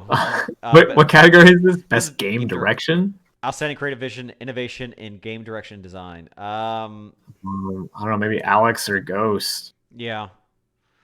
Outstanding creative vision and innovation in game direction. So that's the thing, is like the innovation in game direction. I do think that Ghost of Tsushima's does have some innovations in terms of like how to do an open world game with a lot more subtlety, which I can appreciate. Subtlety, but also like an homage also to a lot of the like Japanese samurai films too. Like I think it does give it a lot of respect for that. This was a tough one too. It is hard, yeah. I mean, it's even harder considering like these games have just been in the last couple of categories as well, and I mean, if we're really just like looking at these games, without too much depth and stuff, like Final Fantasy, Ghost of Tsushima, Last of Us, kind of the same sort of games, and just like from a glance, right? Like, oh, it's a third person, it's the story. They're traveling through this world and doing stuff. Then once you start looking deeper into it and everything like that, but as far as like, what's this category? It's direction. Design. Yeah, direction, creative vision, innovation, and direction design. I kind of want to say Alex. That's honestly what I do too. Yeah, because it's the most unique of all of these. Right, and that's kind of where I'm kind of thinking with it too, because as great as these games are, half of Alex also really did show you what you can do with VR, like the level of immersion you can do, the complexity with even the puzzles and the stuff too, like the genuine level of immersion for it too. Yeah, that is innovation for it too. This is just, I think, these are like refinement. But genuine innovation here, I think it goes to Alex. Yeah.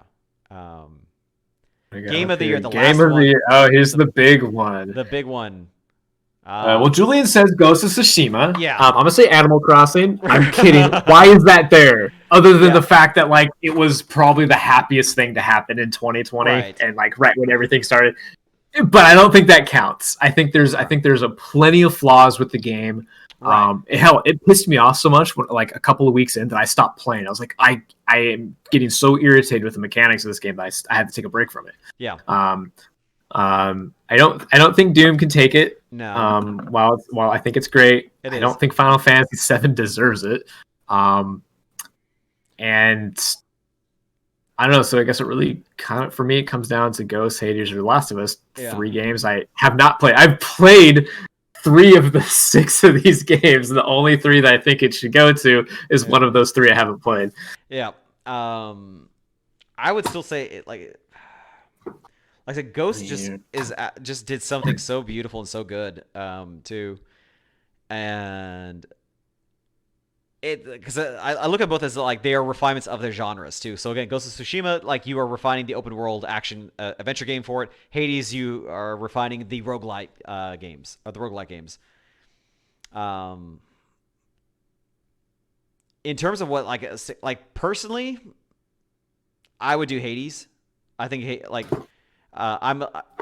like if these were the nominees, I don't disagree with most of these. Again, I disagree with Final Fantasy VII. I can see the argument can be made for Animal Crossing just from a cultural impact, and I think this is also like Game of the Year, recognize a game that delivers the absolute best experience across all creative and technical fields. And came out at the just right time when we all needed something. Yeah. Yeah. Okay. Yeah. I kind of get you. Yeah. And I don't think that Animal Crossing necessarily hits on that, and I don't think that Last of Us has really done any really innovation. Did it really anything innovative to like like on top of its own its existing game and everything like that. Right. Yeah, like creative, sure. Yeah, like I will give credit Animal Crossing creative for the creative aspect. The technical, like, fuck no, absolutely not. Yeah. Oh no. Yeah. That's a hard no. Yeah. So I would say Ghost or Hades, honestly. Yeah, I think I can see it going to Ghost. Honestly, I can see it going there. Safe bet. I'm gonna roll a dice. Yeah. Even, it's Ghost. Odds, it's Hades. Oh, it's even. It's Ghost. Saw it here. I rolled a 4. Yep. So, yeah, I think the safe bet is Ghost of Tsushima. I think who should win it? I think it should be Hades. I would love that, right? I mean, Supergiant Games like getting a Game of the Year. Yeah, I don't know if they have. I mean, it's VGAs. Who knows? Right. They may have got it from some other like outlet or something like that. But. Yeah, I think they've probably been considered for like indie titles or something like that for too. Totally. Yeah, so like Bastion was a great. Transistor was pretty good. Pyre was, I think, a masterpiece. Hades is a masterpiece too. Bastion was fucking awesome. Yeah. That's a game that really just drew me in and stuff. Granted, this isn't the category of best studio of the year, or ever or anything, but Supergiant Games, like, I love them so much. Yeah. They put out such quality titles that like generally feel like they're made with like a lot of passion and love. And I think that makes their games really stand apart, and not even just like visually, because visually they're stunning and stuff. But like when you look at them and you play them, you're like, damn, like they put a lot into this game. Whereas you can say a lot of these other open world games and stuff that we have are, kind of cookie cutters or clones of each other. But I think, for everything I've heard about Ghosts and stuff, I think it's done enough different to really try to be its own thing. Right. So yeah, I can see it going to either one. I think it's going to go to Ghosts. I would love for it to go to Hades, out of pure bias. Yeah. But it kind of touched on what I said earlier. It's amazing that even Hades, like Supergiant Games, is up for as many categories against games like Doom and Final Fantasy and The Last of Us and Ghosts. Like that says a lot to me. So right. I'm actually gonna buy that game right now. Fuck it. Hades? Oh, you're I don't have it yet. I've heard it's great. Yeah, you're gonna have an absolute blast for it. But I think on that note though too, yeah. So I think a safe bet is gonna be Ghost of Tsushima. I think it should go to Hades. Because as amazing as Ghost is, people are still talking about Hades, even from a pre-alpha launch through post-launch through now. It's still a top of conversation. It's still heavily streamed. Ghost is kind of like it's had time to sun. Still very good. Sucker Punch deserves a lot of credit, a lot of praise for it too. I would not be upset if it won, but I would be ecstatic if Hades wins. Sure. Yeah, I think it's totally fair, man. Yeah. So, but yeah, I think on that note though too, thank you guys so very much for watching. This is, I know, a lot longer one. We are going to be talking about the Game Awards. So if you're watching this early in the morning, make sure you check us out in the afternoon at 4 p.m. Pacific Standard Time when the Game Awards are on. We'll be on our Discord and all that fun stuff, kind of hang out and talking shit about throughout the whole thing. So hope you guys can hang out for it. So for Let's All Geek Out, I'm Chris. I'm Kyle. Thank you guys very much. Have a good one, and we'll catch you guys later. See ya.